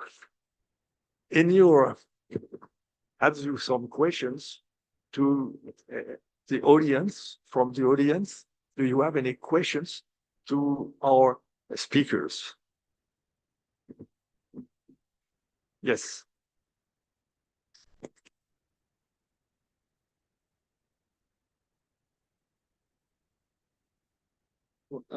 My question is to Prof. Gila. So, what exactly have you noticed that helps in the atopic dermatitis school in terms of the psychological intervention that lessens the infection, improves eczema? First of all, we have had the idea to increase the quality of life of the patients, and in the first randomized study, we could show that, but it was obviously very clear that also the severity of the symptoms are decreasing, and we showed also that the economic situation. So it's not high, but we have a decrease of the financials as well. So that was the main reason for the German insurance companies to take over this kind of programs, because we could show after 1 year and 2 years that there are loss of costs when running this management programs. And I think, of course, we have the same problems as everywhere in the world, that the information that this kind of managements are present is not always there. And the main reason to come to our schools are mostly to speak mouse by mouse or from the internet, and not from the dermatologists or the pediatricians. So I think this is one of the difficulties and the lack of improvement we have already. And of course, we have to use teledermatology, and we are developing different apps like Roberto talked about. And so this is also a possibility. But we have to experience that also the virtual management of the disease are running well, because they have some aspects which are highly important for the patients, like for the parents, that they can sit at home and look at the baby, and not to have to move to a program in the university or the institution. And that's what you mean? Yeah. Also, thank you very much. Other questions from the floor? Yes. Hello, Tanya Winders from the Global Allergy and Airways Patient Platform, where we have over 50 patient organizations dedicated to atopic dermatitis and representing Global Skin, as we are part of that organization as well. I heard throughout your presentations the importance specifically of telemedicine and the desire for greater access to telemedicine. So I'd like to pose the question back to perhaps Madagascar, Egypt, China, where it appears that, again, there may be a greater opportunity for the use of technology and telemedicine to support the lack of access to dermatology in AD. If you could expand on your efforts there. Thank you for the question. I think it's for everybody. So this question is for who want to discuss? Can I discuss this from Egypt? I'm here virtually. Thank you. Okay, now telemedicine definitely is a great suggestion because referral centers, we do have a lot of hospitals all over Egypt, but some of the rural areas have very limited access to dermatologists. So I think that definitely telemedicine will help. But the problem is with the introduction of the technology to some of those people that really find it difficult in order to utilize these platforms. So maybe everybody has a mobile phone right now. I think if we make it simple and if the patients, up till now, the patients just, communicate with us via WhatsApp. So I think most of them will know how to send messages. And I think that's a great idea, at least for the follow-up of the patients. It will help a lot in the cost of traveling of the patients, in the cost of patients coming from areas that that have no access to dermatology referral centers. Thank you. So, thank you. What's your experience in Africa, maybe? Okay, so thank you. Of course, telemedicine is very useful. It could be very useful for management of atopic dermatitis. We have experience of teledermatology. We had about 10 years experience. So we saw many patients from, a remote area managed by primary healthcare workers. Simply, with help of a platform we have in my country, we manage more than 10,000 patients right now, and many patients with atopic dermatitis. All these cases in remote area are managed by primary care workers with the advice of expert dermatology posted in the capital city. So it's very useful in my experience. In everybody in the country can take experience by practicing this. Okay. As you see, we conduct two studies to compare using AE, teledermatology, and live consultation with only teledermatology. And we are few in the country, and it is very difficult to manage all of atopic dermatitis in the country, because than French and Benelux.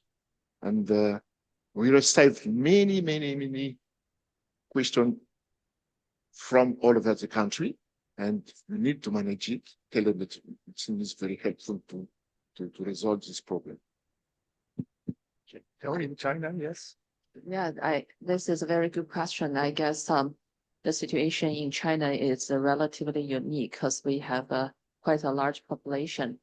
I would like to see we are 100% sure that telemedicine provides a good opportunity to deliver the care to patients with atopic dermatitis.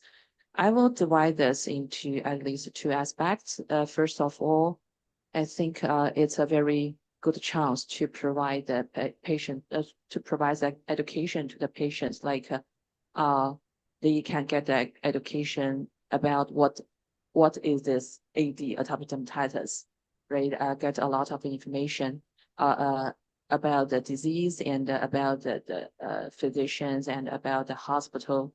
Like it will give them access to get the medication in the hospital, right?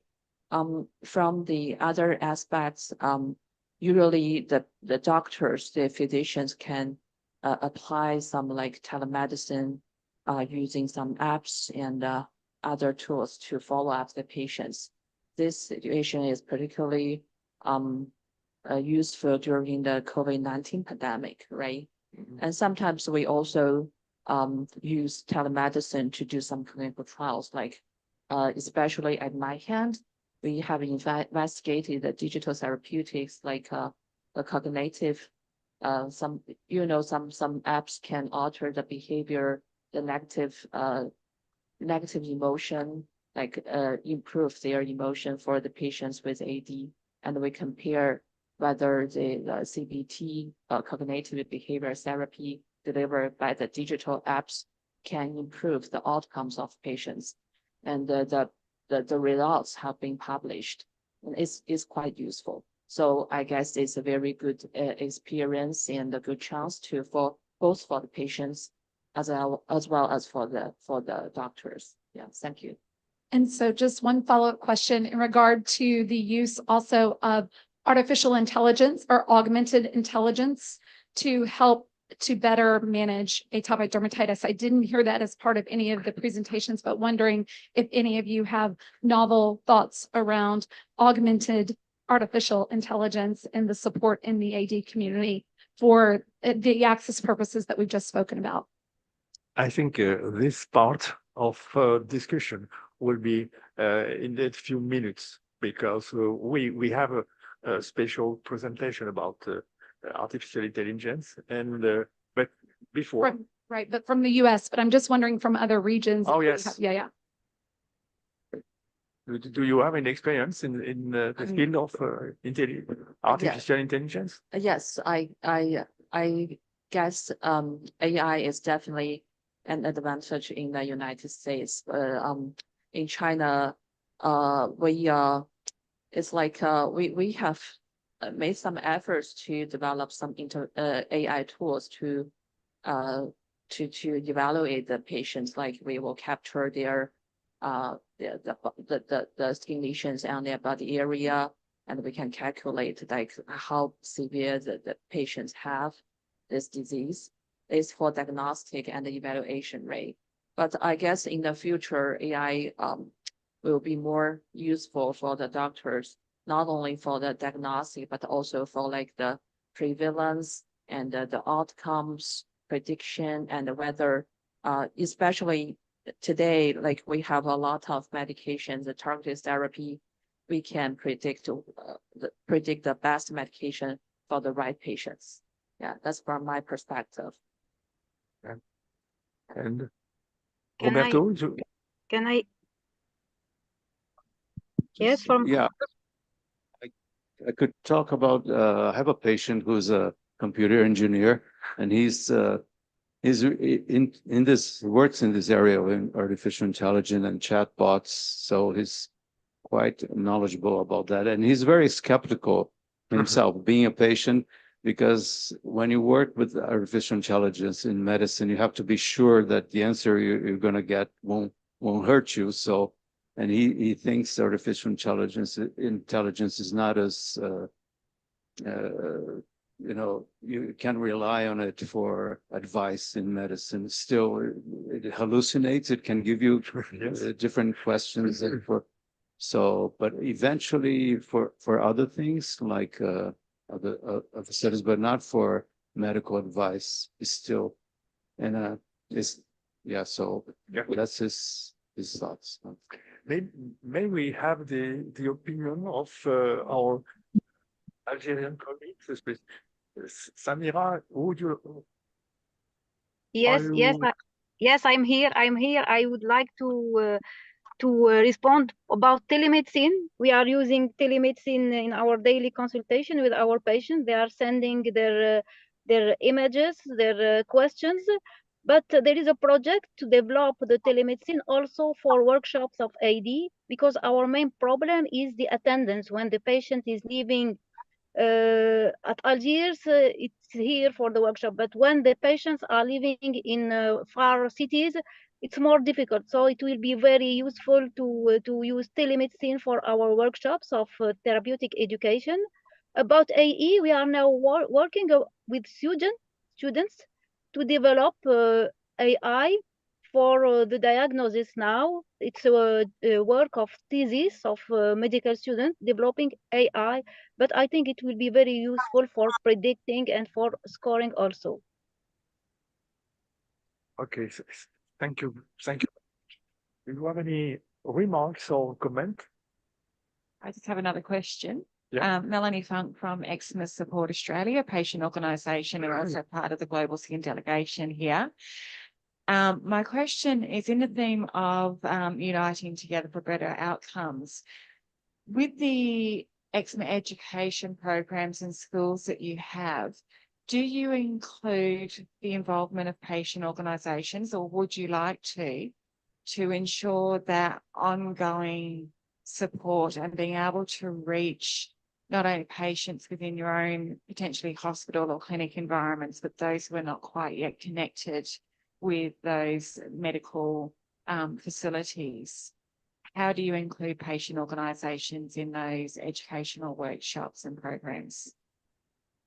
I'm not sure I understand, because in Brazil, for example, we have the Brazilian Atopic Dermatitis Association, which is not only a patient organization, but it includes doctors and other healthcare professionals, and I think other organizations also. But like in Brazil, we don't have many patient organizations, like only for patients. And I think I'm skeptical of only have patient-led groups, because I think you have to work very closely with physicians to have otherwise, it's just what we do have in Brazil is a lot of groups on Facebook, and they keep changing treatments. Why don't you try this? We tried this, and maybe you should try that treatment. And so it's very dangerous to have groups like that. I agree, which is why I guess my question is having patient organisations working with yourselves and having that collaboration, cross-pollination, perhaps would encourage some of those patient organisations to prevent the spread of misinformation rather than proliferate it. It's very important to work together with patients to organize these groups. That's for sure. I agree with you. I think it's really important to have some connection, direct connection with patient organization. But it's probably less dangerous that to have a connection with only one or two people. I think we need expert patients. We will discuss about that with in few minutes, but our experience is especially maybe not for atopic dermatitis, but for other skin disease is really important. I think we need to have a first step coming from the patients, and that is essential. And after that, the patient can also be more efficient to explain how to live with their disease than the doctor. So my feeling is, yes, we need you. Absolutely, yes. Peter Schmidt from Switzerland. Thanks for all the contribution. My question is, we discussed it yesterday that allied health person, nurses do a lot of care and explanation, and we have started to train specifically nurses for AD counseling of patients, and it's highly appreciated. I wonder if anyone has a structured program for nurse education in AD, or it can be a few hours or a day, maybe Uwe, something in Germany. Yes, we have always, and it's a standard that we have one session of the 6 sessions we have in Germany, which is nurse leaded, really. And it's, of course, the topical treatment, especially because they have the most experience. And if you're looking in the literature, in the PubMed, it's very, very clear. There are at least one study from the Netherlands that the nurse-leaded management programs are equally to the physician-leaded programs. So the nurses are highly important, in my opinion, and like the self-help groups as well. So I have to state that we have also a standardized offer and a standardized information about self-help groups, and that is another point. But of course, the nurses have very good experience normally, but they must be well educated also. It's not every nurse are able, like not every dermatologist or pediatrician is able to lead, because you have to manage the group, you have to manage the didactic and the interactive session. So I think the train-the-trainer workshops, in my opinion, are highly important. Yeah. So just absolutely what I know in Europe. Yes. Can I have Hello. for Algeria? Yes. From Algeria, We can. have a nurse involved in the team of the therapeutic education program. The nurse is trained for especially therapeutic education, and the nurse is very able to be close to the patient. The patient feel more comfortable with the nurse for during the workshops. Yes, we have the same experience in Nantes. I agree. Maybe the last questions. Thank you, Vildana Mujkic from Bosnia and Herzegovina, AAA Association, and the member of the Global Skin Delegation. So it's more like a comment.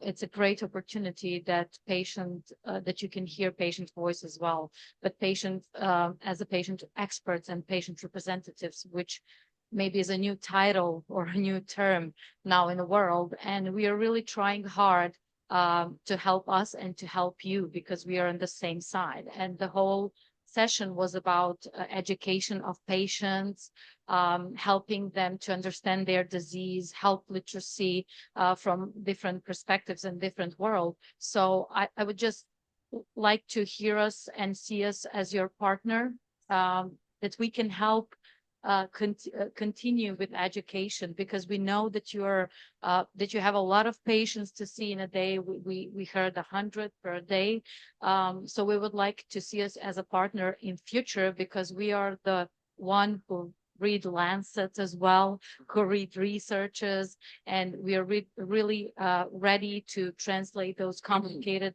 phrases, terminologies, and everything that you work on, and the way how you communicate and help you to transmit and transfer it to the patient. So more like the comments. Thank you for your proposal. Thank you very much. So I think we directly have to move to the last part. The round table finally of the first part is a good introduction to the second part, because today we will discuss about the people experience in the field of new technology, and not only doctors but also patients. So we can now move on and go forward to speak about this other topic. Okay, thank you very much for your help, your experience.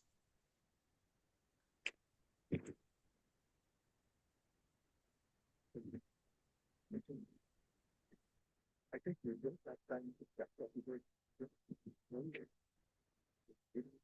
I'm sure that it's possible to have a coffee break, because finally we have the introduction to digital tools. The lecture given by Peter Leo will be at 11. So past 5. So we have to probably speak. Oh yes, probably we have to skip the coffee break. Unfortunately, but we took time. We will take time to do that this afternoon or in the other day. But today we have to open the second part of this morning, listening the lecture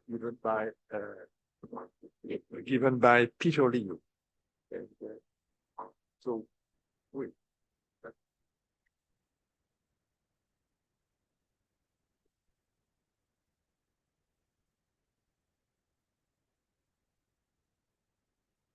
Hi, I'm Dr. Peter Leo. I'm a clinical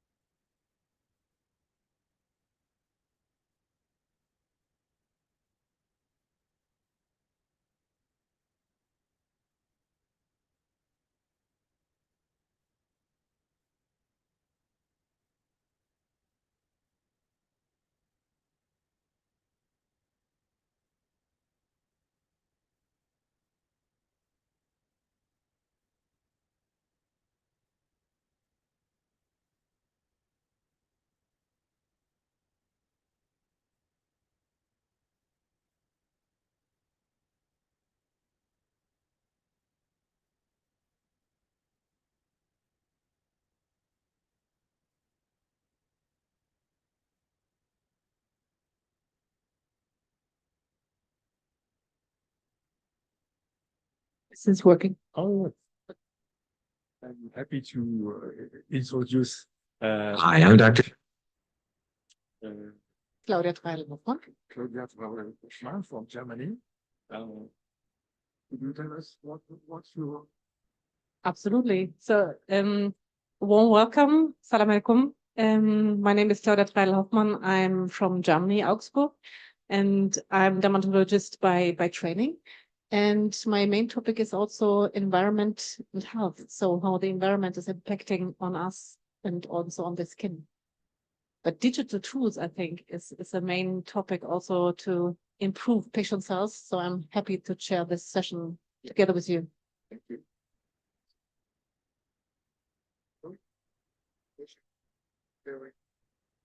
With a high density of knowledge and experience, we understood that finally we probably need the help of technology to continue to work with patients, clearly closed from them and using the new technology. So I am happy to present the experience of people, one coming from US and the other coming from Europe, coming about the real possibility we can open with the use of this new technology. And for the first to introduce this part, Peter Leo, who is the pediatric dermatologist, assistant professor. Hi, I'm Dr. Peter Leo. I'm a clinical assistant professor of dermatology and pediatrics.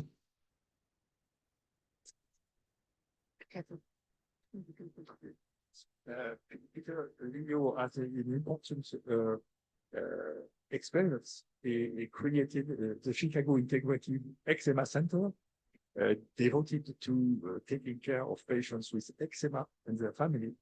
And Peter has also an important place within the open group for oriented patient education network group. That is a task force of the ISAD. He leads the research group on new digital tools in therapeutic education and the training of HCP in the United States in the POP training project. So thank you, Peter, to be here because it's probably early in the morning in Chicago today. Hi, I'm Dr. Peter Leo. I'm a clinical assistant professor of dermatology and pediatrics at Northwestern University, Feinberg School of Medicine in Chicago, Illinois. I'm also the founding director of the Chicago Integrative Eczema Center and a board member for the National Eczema Association.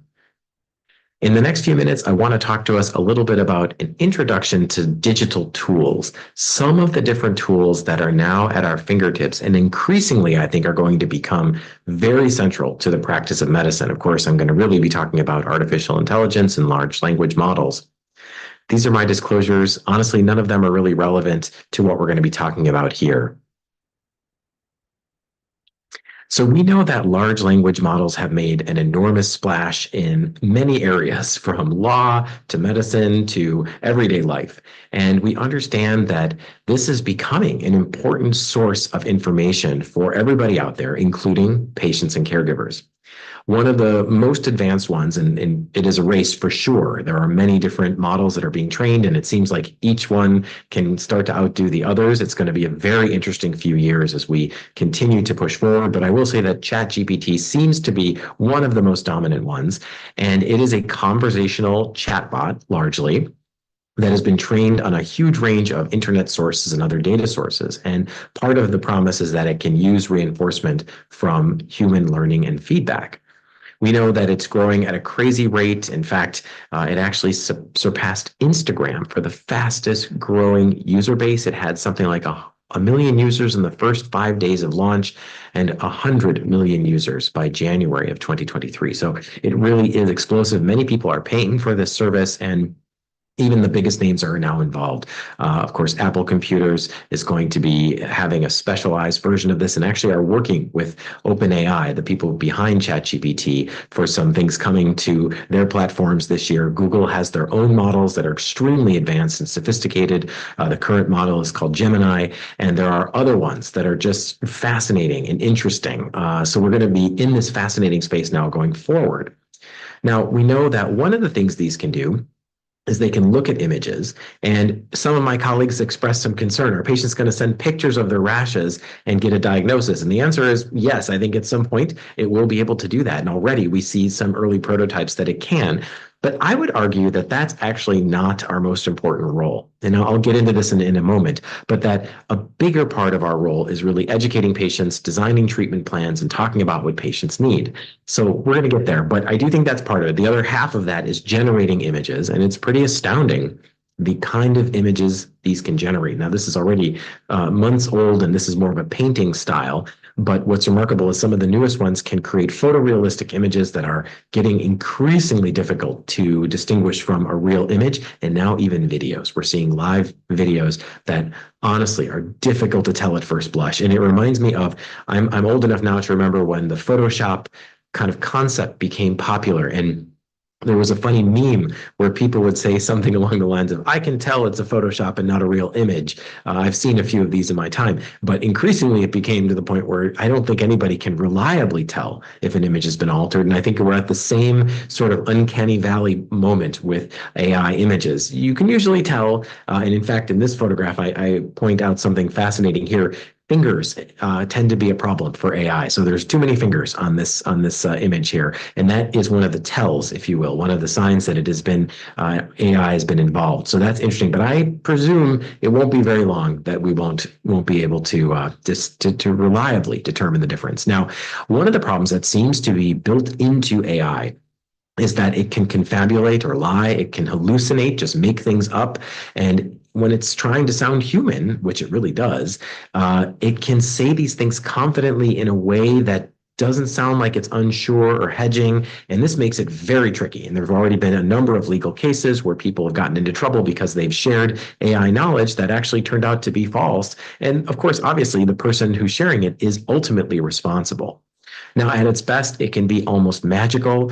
For those, there might be some skeptics left over. I don't think there's many more skeptics, but if people haven't really used it, I've heard people say, oh, it's just like a autocorrect or a text prediction kind of thing. It doesn't really do anything unique or original, but oh, it definitely does. I asked it to write a sonnet about eczema in the style of Shakespeare, and it most certainly did. And I can tell you there's no such thing as this on the internet quite like this. I mean, it's truly a unique piece. Whether or not it's art, I'll leave that for the viewer to decide, but it is unique and original and fascinating, and it really does follow iambic pentameter here. So it's pretty amazing. Now, there have been some studies actually showing that ChatGPT can provide not only quality responses, but empathetic responses to patient questions. And this was seen in a social media forum, and they compared it to a physician. And they actually found that the AI responses were rated significantly higher in both quality and empathy compared to the physician. This is a little scary. So here we are already. This paper was published in 2023. So already a year beyond that. And at that point, AI was already in some ways outperforming physicians. So this is important, especially because we are overwhelmed. I think we realize that clinicians are increasingly overwhelmed. We're spending so much time on electronic health records and, of course, all of the varying things we have to do to get medications approved and support insurance coverage, depending on where you are in the world. All of these things take a huge toll. The bureaucratic aspect, the administrative aspect of medicine is enormous. Now, another piece that is new, I think the practitioners of old didn't have to face this, was all of the inbox management, the messages. So there was a time when a patient could call and leave a message, and usually someone else would get back. Maybe they'd ask the doctor and say, what do you want to tell this patient? They're concerned about something. And generally you'd say, you have to come in. You have to come into the office, and maybe you give a one-line thing. You can try this other thing. But with the advent of messaging portals, and again, this may vary around the world, but certainly for my office, it is an enormous time sink where people are spending, in the US, this was studied, something like 85 minutes per weekday on their inbox. It can be that much of a problem here. So we can see this happening over and over. And I find that I myself can easily spend 30 minutes to an hour. It's throughout the day, but easily 30 minutes to an hour on the inbox. And that's pretty crazy. And this was done several years ago. It's actually gotten worse for me. So I find that I can spend tons of time, and we've actually had to turn off our inbox from time to time because I can't catch up. I just can't keep up with all of the questions. So to me, this is actually a huge part of our job and something that is very, very difficult to keep up with, and something that AI might be able to help us with. Because if we want our patients to get good quality answers that are empathetic, that are really catered to them, it's very difficult just to say, go search on the internet, or here's a book, or here's an article. It's much better to have something that could specifically answer their questions. So you're going to hear in just a few moments from Pranvera. She's going to talk about how we've done a couple of studies to look at how good these are. And I'm just going to do a teaser here. We did a paper where we actually looked at 99 common questions culled from real patients asking questions. And we asked them to chat GPT-4 at the time, the most current model. I want to point out that they've continued to move forward. And we independently evaluated these with 11 international dermatologists. And again, you'll hear more about this in a moment, but we looked at the accuracy. Now, kind of an example, this was not actually used in the paper, but as an example, a patient might say, my 4-year-old has eczema. How often should I give him a bath? Bathing is a big question. And you can see what ChatGPT does here. It gives a very, very nice answer. Now, it's sophisticated, it's thorough, but it's not overly scientific, and it really is somewhat practical, which is fascinating. Another one is tacrolimus safe for my child's face. And I like that also it begins by saying, I'm not a doctor, but tacrolimus ointment is an immunosuppressant that has been approved, and it goes on and on and on. It talks about it. So I think it's actually very, very nice. So we wanted to study this. And again, you'll hear more about it, but the spoiler alert, if you will, the bottom line was that it did extremely well. It really did extremely well, and was rated very highly across all of us rating these different questions. It was quite impressive. Now, more recently, and again, you'll hear more about this in a minute, we've done it in different languages, and there it didn't perform quite as well in some languages. So this is important to note that it may be something that we have to pay attention to. In English, we're studying it a lot there, but in some languages it may be weaker, and that is important for us to consider. So this is sort of pilot work as we look at this. Now, that is important because that helps us understand what I'm about to say and take that with a grain of salt.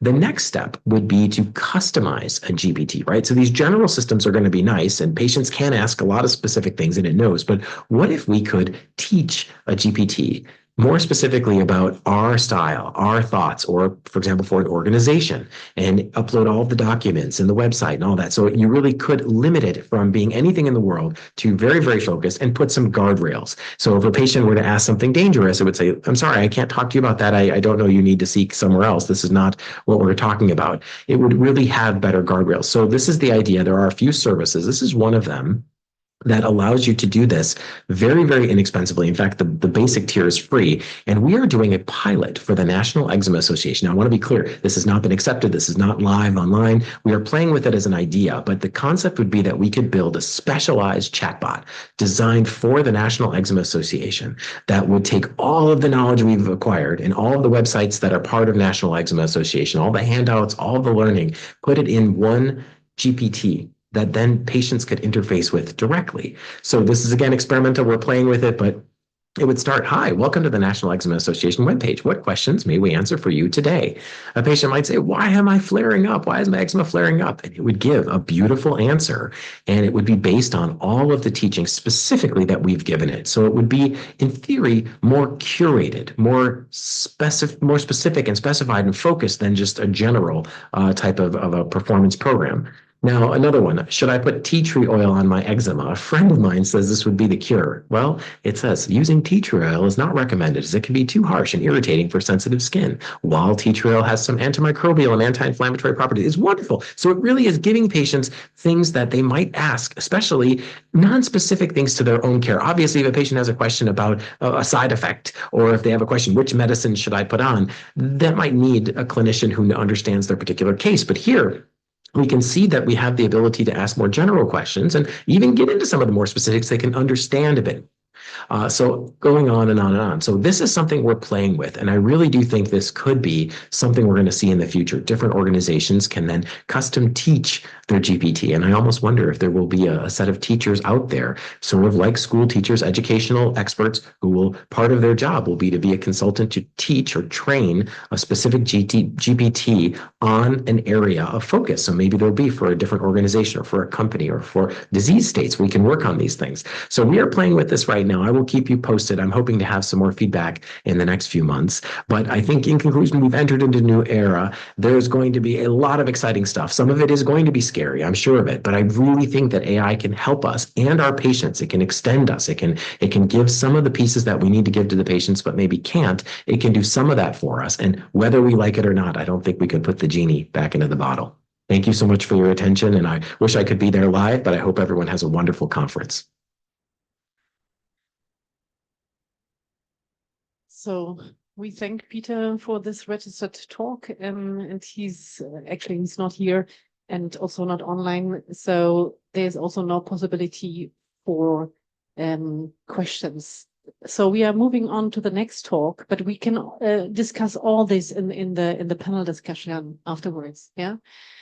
So we are going now to the next talk. Pranvera, who was already mentioned in the beginning. Pranvera, I see you. Please come out to give your talk. And let me introduce you. You are a dermatologist, member of the ISAT Open Group. And you have led already 2 publications on digital tools, and you will again concentrate on ChatGPT and what you published there. So we are looking forward to your talk. Thank you so much. Good morning, all. Thank you very much for the kind introduction. My name is Pranvera Suleimani. I'm an intern resident at St. Francis Hospital in Evanston, Illinois. I'm presenting on behalf of the ISAT Open Ed Group. Thank you very much for this exciting opportunity to be here with you all, speaking about the impact of ChatGPT and atopic dermatitis. I have no disclosures to share. So it's no secret that AI has emerged as an exciting technology with an impact that spans many fields. Originally launched in 2022, ChatGPT is a generative artificial intelligence chatbot developed by OpenAI. ChatGPT has made significant impact across multiple industries, from business to education to medicine. Chatbot trained in a broad range of internet sources with the unique ability to use reinforcement learning from human user feedback. Sorry.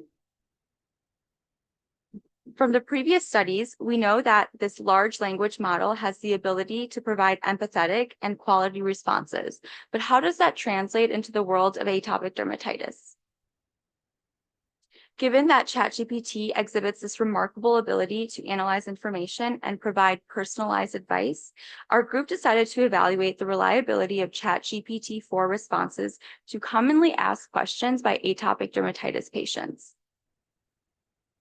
We took 99 common questions from atopic dermatitis patients that ranged from general inquiries about atopic dermatitis and management of the condition to how to deal with consequences like social isolation that atopic dermatitis might cause. We input the questions into ChatGPT-4, and a group of international eczema experts scored the responses after evaluation. They were scored on a Likert scale ranging from 1 to 10, and the responses were flagged for harmful or incorrect information. They were also evaluated to ensure that the recommendations were consistent with the published guidelines.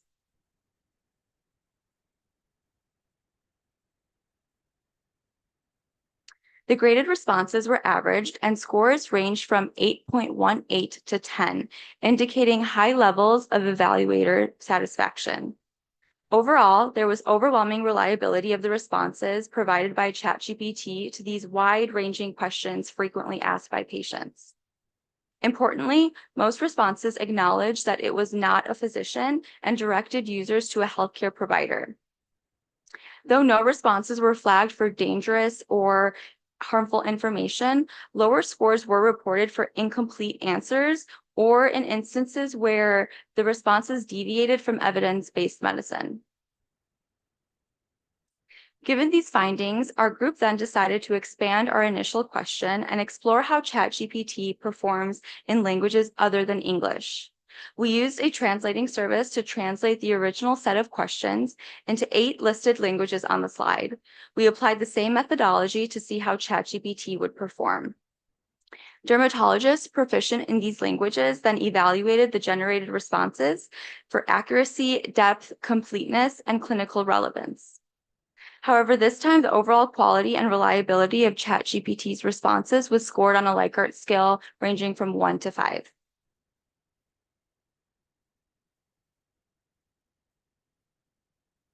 So what did we find?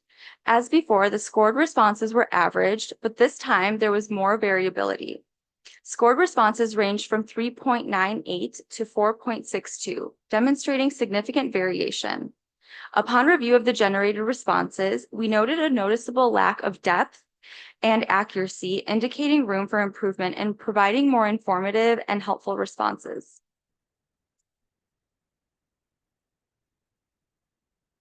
Let's dive into some of the key takeaways from each language from the reviewers.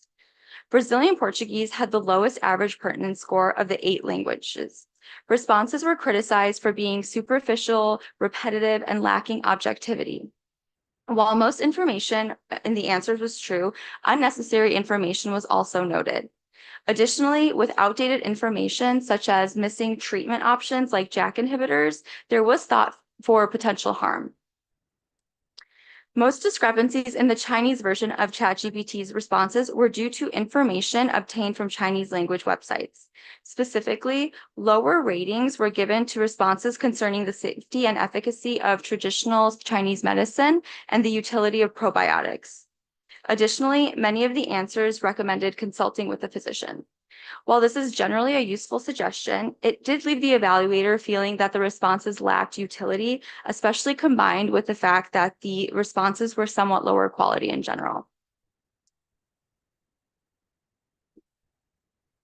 Spanish responses revealed a pattern of excessively neutral answers that lacked practical guidance, particularly evident in the vague responses regarding the efficacy of probiotics and the utility of managing atopic dermatitis, as well as preventing it.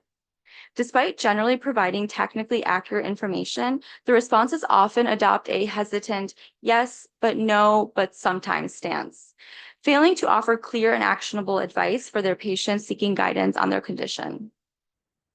In Polish, there were multiple domains with notably low scores, indicating areas of inadequacy or lack of clarity. Specifically, questions regarding the strategies for AD prevention and itch relief, dietary modifications, the suitability of probiotics, vitamin D, black cumin oil or hemp oil for treatment, and the potential benefits of herbal baths for atopic dermatitis were highlighted as areas where the responses were insufficient or even misleading and controversial. Additionally, online forums recommended by AI as a source of sharing strategies to deal with the disease seem to be highly risky, according to the experience of the experts. In German, the LLM tends to default to maybe helpful statements in many situations where there's actually no knowledge or evidence-based medicine present. There was also an impression that oral steroids are considered an accepted treatment. However, while some responses mention their side effects, others do not, which demonstrates inconsistency.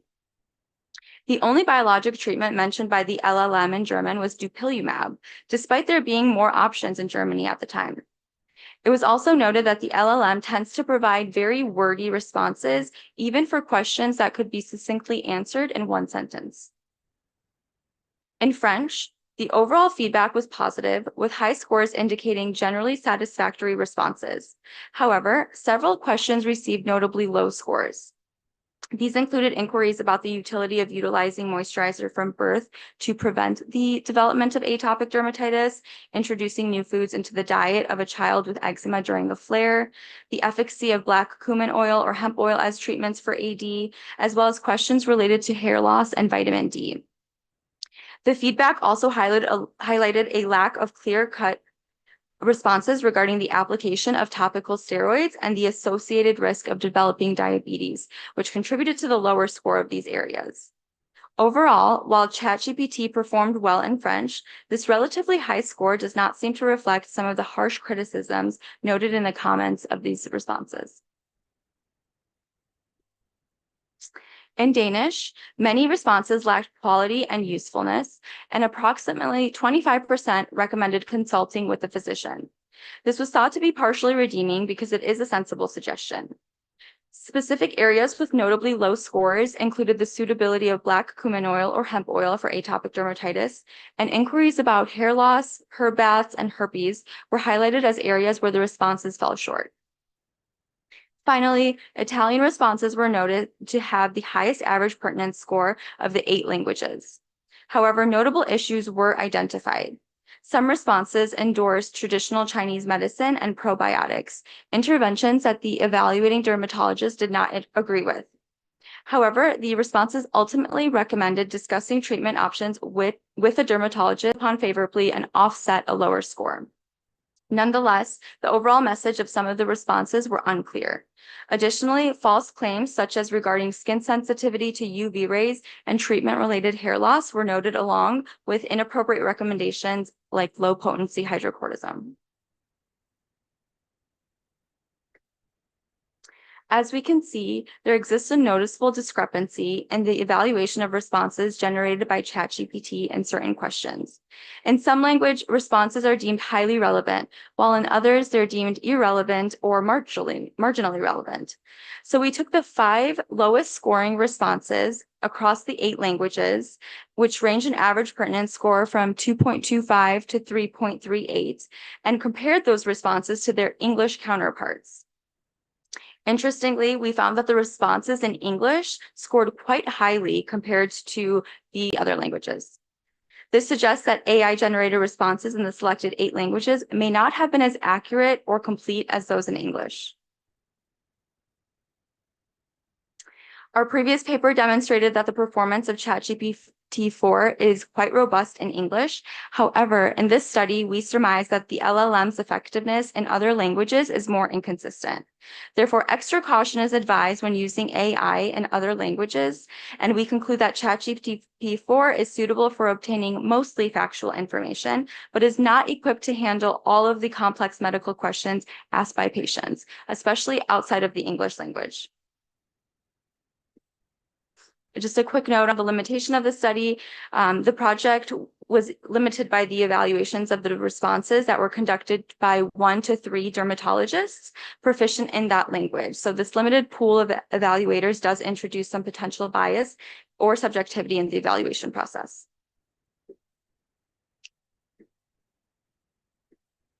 A huge thank you to our incredible team. This was a major collaborative effort and would not have been possible without the members listed on this slide. Thank you all so much. I can take questions at this time. Vera, thank you very much for the presentation. Unfortunately, we have no time for questions, but we will have the panel discussion. Yeah. Okay. And we're moving to the last talk. And the last talk will be done by Fanny Santenac. It's an atopic dermatitis expert patient living in Toulouse, France. Fanny, you have clearly explained this. You well know the situation in France, not very different from that affecting many countries. Pointing out the gap between the significant needs and the constraints linked to the needs of the patients and the constraints linked to the doctors. So you are possibly to explain that point. Thank you very much for the introduction. Thank you very much for the opportunity to give a voice to patients and for listening to me today. I measure the privilege. Thank you. I would like to discuss with you over this subject as an AD patient suffering, where to find reliable answers in between consultations. As Professor Stadler said, my name is Fanny Santenac. I'm suffering from severe AD since my birth, and I'm an expert patient and advocating for patients since 2017. I will tell you a little more of my story, but right now I'm an author, a speaker, and a content creator with on Instagram mainly over an account that is called Dans. My story is not very different of other AD patients. I was born with a severe case of AD and the total package going to asthma, allergic rhinitis, conjunctivitis allergic. I mean, I'm no different. The difference with my story is maybe that I'm the living proof that educational therapy can change a life, because it changed my life. It was 7 years ago. After many failure in treatment, in everything, I finally met a professor in Toulouse that made me go through an ETP program, who definitely changed my life. So thank you to Carl Paul from Toulouse and his team, his nurse that are very precious too. And since that day, I decided to commit to help other patients, to speak and to advocate for them as many as possible as I can.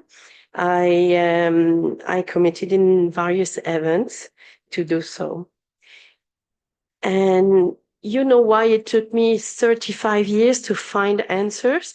Here are some explanations. In France, the situation is difficult. As everybody said, dermatologists tends to be an endangered species. They are very hard to find. They are not very available, and we are more and more suffering. Also, the duration of the consultation is getting smaller, and the time to obtain an appointment in France is in average 95 days. So it's a long time for us to have any answers. So today, guess who is providing answers in between consultation? Who is accessible 24/7? Who gives free advices? Who has appropriate answers, as we seem to believe, with the vocabulary we can understand and the level of knowledge that is appropriate for patients, and that can answer in every language in various tones. Of course, it's internet and now digital tools. So I wanted to share with you today some remarks that I've had from various patients around the use of internet and digital tools. So to begin with, I wanted to show you how the patient asks questions on internet. See with the how, where, why, when, that, which. So I had a little overview, and it shows that they need education. For example, they ask the question for the age is how to get rid of eczema, how to relieve eczema. If anyone has the answer, I'm interested. Otherwise, they also ask how to recognize eczema. How do you get eczema? And for me, this really shows that there is still a lack of knowledge around how pathology works. Also, they ask questions beginning by why. Why eczema in the ears, in the hands, face, foot, etc. So talking about localization of eczema. But they also ask questions like why eczema is itchy or why eczema oozes. Also showing that they don't know a lot about the pathology. They need more answers. They also ask questions beginning by what eczema, meaning what kind, what eczema has my baby, still meaning what kind, and also question around what soap, what cream, what treatment, and also a more holistic overview like what food to avoid. So we have many questions. Of course, we asked them to Google. Here are some of green and red flags that patient can share around Google. Of course, it's a rapid fire, millions answer that we can find with text and images, but we also can find absolutely everything and it's contrary. So we have no control over the quality of the answers. And it depends on how you ask the question and where you're located. So it gives a lot of differences. And also the one writing and paying on Google are the most visible. So it's a place where marketers are really kings. Also, now we heard the presentation of Mr. Pitalio and Vera. Sorry, I forgot your name. Our point of view, patient point of view around ChatGPT, for example, as it was shown, some green flags are that ChatGPT is happy and kind and available to answer. It can detail some answers and at least is acknowledging our suffering, which is for a lot of patients appreciated. Of course, there are some red flag. Is very moderate.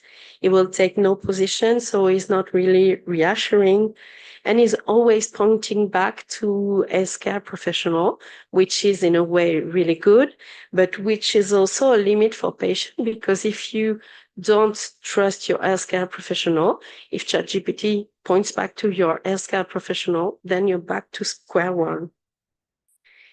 Of course, there are a lot of content on social media. That's amazing, the variety. Some are really good, some are really awful, but it's very accessible. Sometimes there are real person behind the content that you can direct message. So patients appreciate what they find on social media. And of course, there are a really dangerous bias on social media is that regarding on what you like, comment, or share, you feed algorithm, and algorithm will tend to show you exactly what you want to see. It's a cognitive bias. So that's how some people end up in bubbles around TSW or RSS, around topical steroids second effect. So algorithm can imprison you in content that is not appropriate sometimes. So it's very difficult to navigate. Healthcare professionals are really rare on social media, and corporate accounts are, sorry, but so boring. So patients don't adorate that much. Other resource for the patient are digital tools. Like, for example, in France, there is an app called Eczema Care Plus. There are a lot of green flags for patients. First, it's a shared language and data between patient and healthcare professional. So for us, it's a way to stay connected to our healthcare professional in between consultation. It allows to follow up and identify triggers by journaling. It also acknowledges the suffering and provide a little emotional support. It customizes your action plan around AD, and it's committed to practical advice with quite a global approach. But there are some limitations in the eyes of patients that are not especially true, but that's what they share. They share that the reply to the answers are only through Q&A, no direct exchange. And to the patients, the app belonging to a lab is hiding some commercial purpose. It's not the case, but that's what they fear. And they also feel that healthcare professionals don't really commit to digital tools to share with them. And this we can change. So today, what I wanted to tell you is that we can make these content evolve And for me, as someone else said the other day, to this morning, we really need to involve patients, expert patients in the process because they are more reliable in the eyes of other patients. They have some street credibility that most of the content existing today is lacking. So they can inspire and provide emotional support. So I'm continuing my mission. If you want to exchange around what I do, you can flash the QR code here. I'm also having a project of a podcast and create a safe space where healthcare professional and patient can unite their voices because that's what we need to do. Thank you very much for listening.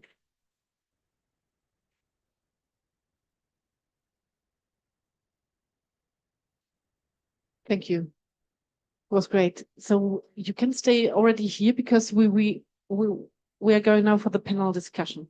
Take a seat.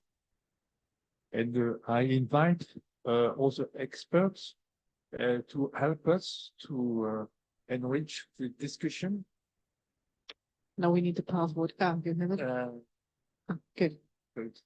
Professor Kia Yu-Chu, a professor of dermatology at the National Taiwan University in Taipei. He's an expert in atopic dermatitis who has been working with the ISAD Open Group for many years. In the most recent paper you highlighted that. Thank you for being here. And maybe we have the place for Professor Kiran Godse from Mumbai, India, who is Professor Kiran Godse has a special interest in urticaria and atopic dermatitis, and a representative of India at the ISAD board. So, with our expert, also from Vera, maybe you here, you could be here. And Peter, also, you will be online.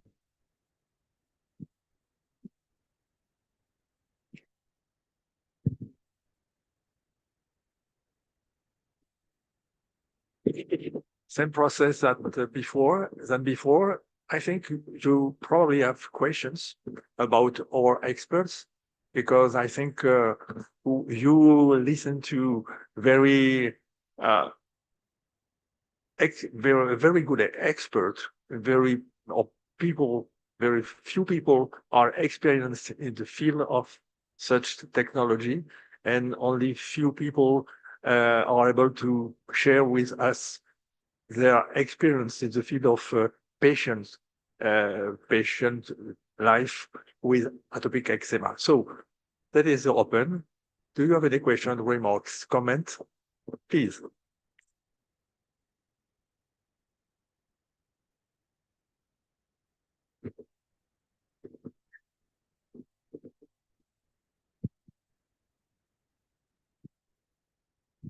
First of all, Fanny, thank you so very much for your testimony and for sharing your experience in engaging in the community and stepping forward into your own empowerment, but then turning that into empowering others through the use of technology. Thank you, thank you, thank you. So again, Tanya Winders with the Global Allergy and Airways Patient Platform, patient organizations all over the world in this space, and one of the global skin delegates here at ISAD. So my question comes to the effort that was shared specifically around ChatGPT. And we know that with ChatGPT, again, it's only as good as the input. And so the more input we have, the better the output will be. And so I think that could be one of the reasons, especially in the other 8 languages, because we don't have the wealth of input data that is evidence-based that's informing the output. So I'd like for you to comment on that first. And so if you'll just comment there first, please.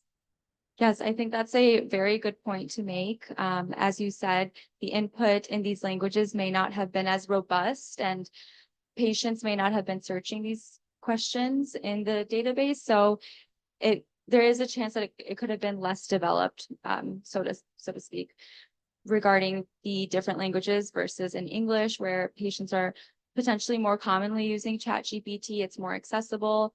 So that is a great point. And where the data sources are more robust that are fueling the response, right? Where the data sources are much more robust in that language. Yeah, maybe I can add some comments regarding to the different languages. So we have been involved in the 8 language study. We found that in Chinese language is lower, and the score is lower comparing to the English version, because we found that in our internet resources, there are a lot of not so accurate information regarding to the traditional Chinese medicine, probiotics, food additive or food avoidance, because of many Chinese companies or people, they believe that those are important for the 80 patients. So the ChatGPT can collect this wrong information or not so correct information together and incorporate into the answers. And then we found that most of the answers are not so accurate. And before in that 8 language study, as Pravera already mentioned, that we have only 1 to 3 experts in different languages. So we are now doing another study with 8 experts across in Taiwan. And also we collect all the information and also make a qualitative comment, not only the from 1 to 5, because sometimes difficult in a language to clarify whether the answer is correct or not. Claudia. I'm sorry. Perhaps I can comment on this. So I'm really, really happy that we address ChatGPT here as a tool for us. At the same time, I think we should not give the patient's advice in the full hands of AI. So what we did, we developed an app where we also put in AI, but where we put our expertise. And I think that the point we have to make is we need personalized prevention. Yeah. And mentioning this app, we were able to show in rhinitis that giving a forecast to the patients of pollen count, for example, for tomorrow, they increased their medication and the symptoms were lower and the social impairment was lower. So indeed, we were able to show by personalized information, we can really make a change for the patients. So I would advocate to use AI, yes, but let's do not stop here. Let's go to apps, personalized app, and make lives better of patients. Claudia, Thank you, Fanny, for being here. I so appreciate that comment, because that's why I used the term earlier, augmented artificial intelligence. Thank you. We must put it in the right hands and tailor it in the right way for the benefit for the individual person utilizing it in healthcare, especially. So yes, thank you so much for that comment. And I think there was one more. Yeah, you always discuss the good side of ChatGPT. There's the other side of ChatGPT also. People might misuse it. And ChatGPT cannot access full article journals from paid articles. ChatGPT can only get abstracts from the journals. So the information may not be complete. So best what I did in India is an app-based device for AD. So those who buy that particular medicine, they get an app. In that, they get a standard structured question and answer. So at least you know that patient is taking the right advice from that app and not from ChatGPT. And 90% of patients go for Google first and then go for ChatGPT. And Google will direct you to all marketing devices. If in India they say that 100% cure for eczema is my first search, that is what happens. So it's very important that patients should go to the right place. Thank you. My follow-on question was in regard to the results of 4 out of 5 on average, 4 out of 5 on the Likert scale across the 8 languages. In doing global work in atopic dermatitis, I wish that 4 out of 5 physicians provided evidence-based, quality, comprehensive information. Truly, I mean, if we look throughout certain regions of the world, that's just not the case. And so, and that's no I mean, you all are here, so clearly that's not the current group in the room. But what I'm saying is we have to understand that there are limitations to human capacity, and there are limitations to artificial capacity. And it's only, and I know this is, I'm preaching to the choir here, but we must merge the two to address the access gaps across the globe. There is no way that, and we cannot put the genie back in the bottle, as so several have said. So how do we continue to advance and move forward collaboratively? Thank you. Some words from Fanny. After your congratulations. Yeah. Yes, internet and intelligence artificial are really inevitable. I mean, we all get to function with it, and it can be really helpful, as it was raised a bit earlier, like you were talking about telemedicine, but what about tele-education? I mean, that's the ETP program I went through. I had to go to hospital, but I mean, now we have tools and we have ways to spread it in a much more massive way, and we have to compensate all the bad content that is on internet. So let's use the tools in a good way and together so we can spread education, because it can change life.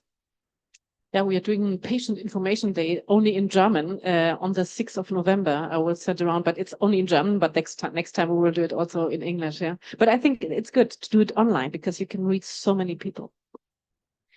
So I think, Anna, you probably give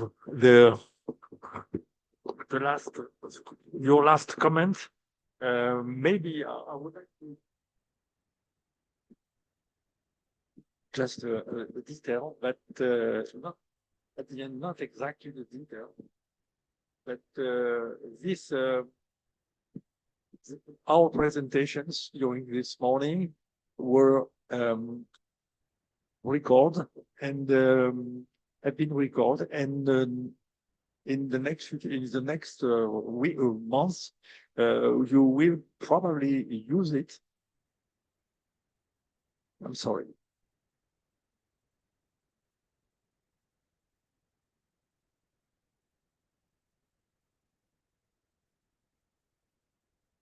You will be able to use it in the journal of EADV, the formula CP formula, because it's possible to find not only the content of the discussion, the content of the presentation, but also some video clip we record today with thanks to my David, and you can find it and to share with your teams, but also with the patients what we discussed today.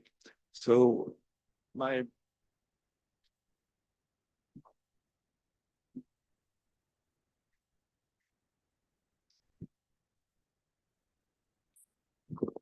Thank you, Jean-François. It was a pleasure for me to be in the audience and to hear so many interesting talks about this patient-centered medicine. I just want first to thank the Fondation Eczema, Pierre Fabre, for helping this session, and also for the continuous support of Pierre Fabre. I started with Jean-François in 1990, the European Task Force on Atopic Dermatitis, and Pierre Fabre has always been a very supportive company for all the efforts around atopic dermatitis. And I see that now in Qatar, and I thank also our hosts here in Qatar that we are still being supported in this option which has changed over years from therapeutic education, capacity training, capacity strengthening, this is the terms of WHO, to now more general concept of patient-centered care. And I was also very happy that we could, because we came for the first time as a society to the Middle East, focus on this region of the world. And Professor Steinhoff mentioned very aptly that there is a very large population living here, the size of Europe, for example, and with many, with a lot of diversity according to economic status. And I think maybe everybody who was in the room when he showed the map with the World Bank categories shows that here in Qatar we have maybe even the richest country in the world, with Singapore and Luxembourg, maybe in Europe. But also we have several parts of the world inside the Middle East with limited or low income. And I think when you consider patient-centered medicine, I think this is the first limit. Access to care is an economic limit. And this is something we try to address in the society in IZAD. And I'm happy that also this is something which matters to you in this group of therapeutic education and patient-centered care. What I was missing on my personal perspective was maybe the social-cultural aspect of this region.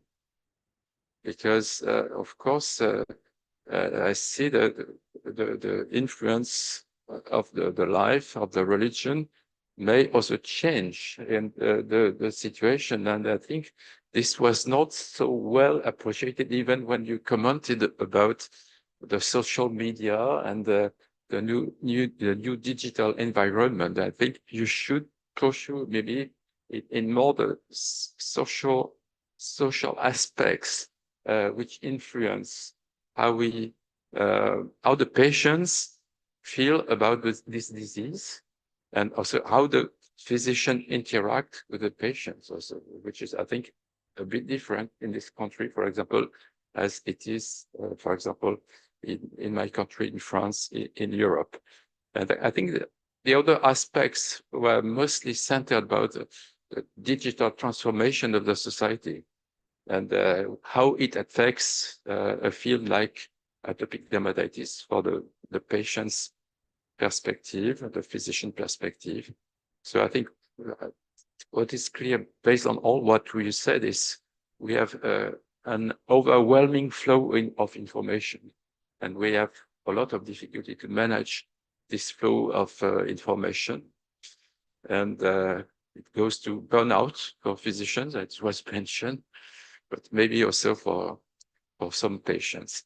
What is very appreciated that we heard the voice of the patient, of the patient support groups, and everybody is going in the same direction. So how to tame this flow of information and how to use correctly the new tools like artificial intelligence and other tools, for example, like better access to care through teledermatology.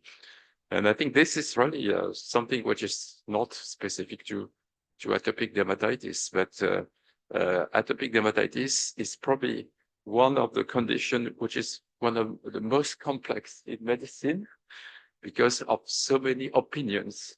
And so taming this flow of information and misinformation is central. So we currently discuss within the society how to maybe post ourselves on social media, some counter information, but in a fancy way, just to have like 1 minute videos on TikTok to put some messages which go in the right direction but we don't know how we will be able to counter this flow of misinformation. So, but I think this is probably one of the next tasks of your group is to see how to manage this continuous flow of information and to try to deliver something which is more reliable for the patients and the patient support groups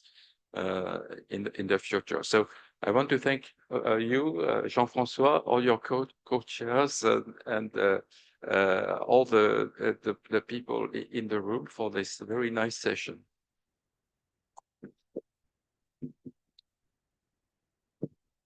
Good. These were the closing remarks. Thank you very much. And now we have a break and we will reconvene here at 1 o'clock for the opening of the eyesight meeting and relax until then. And then we are going back to science and atopic dermatitis to make lives better of patients with atopic dermatitis. Thank you so much.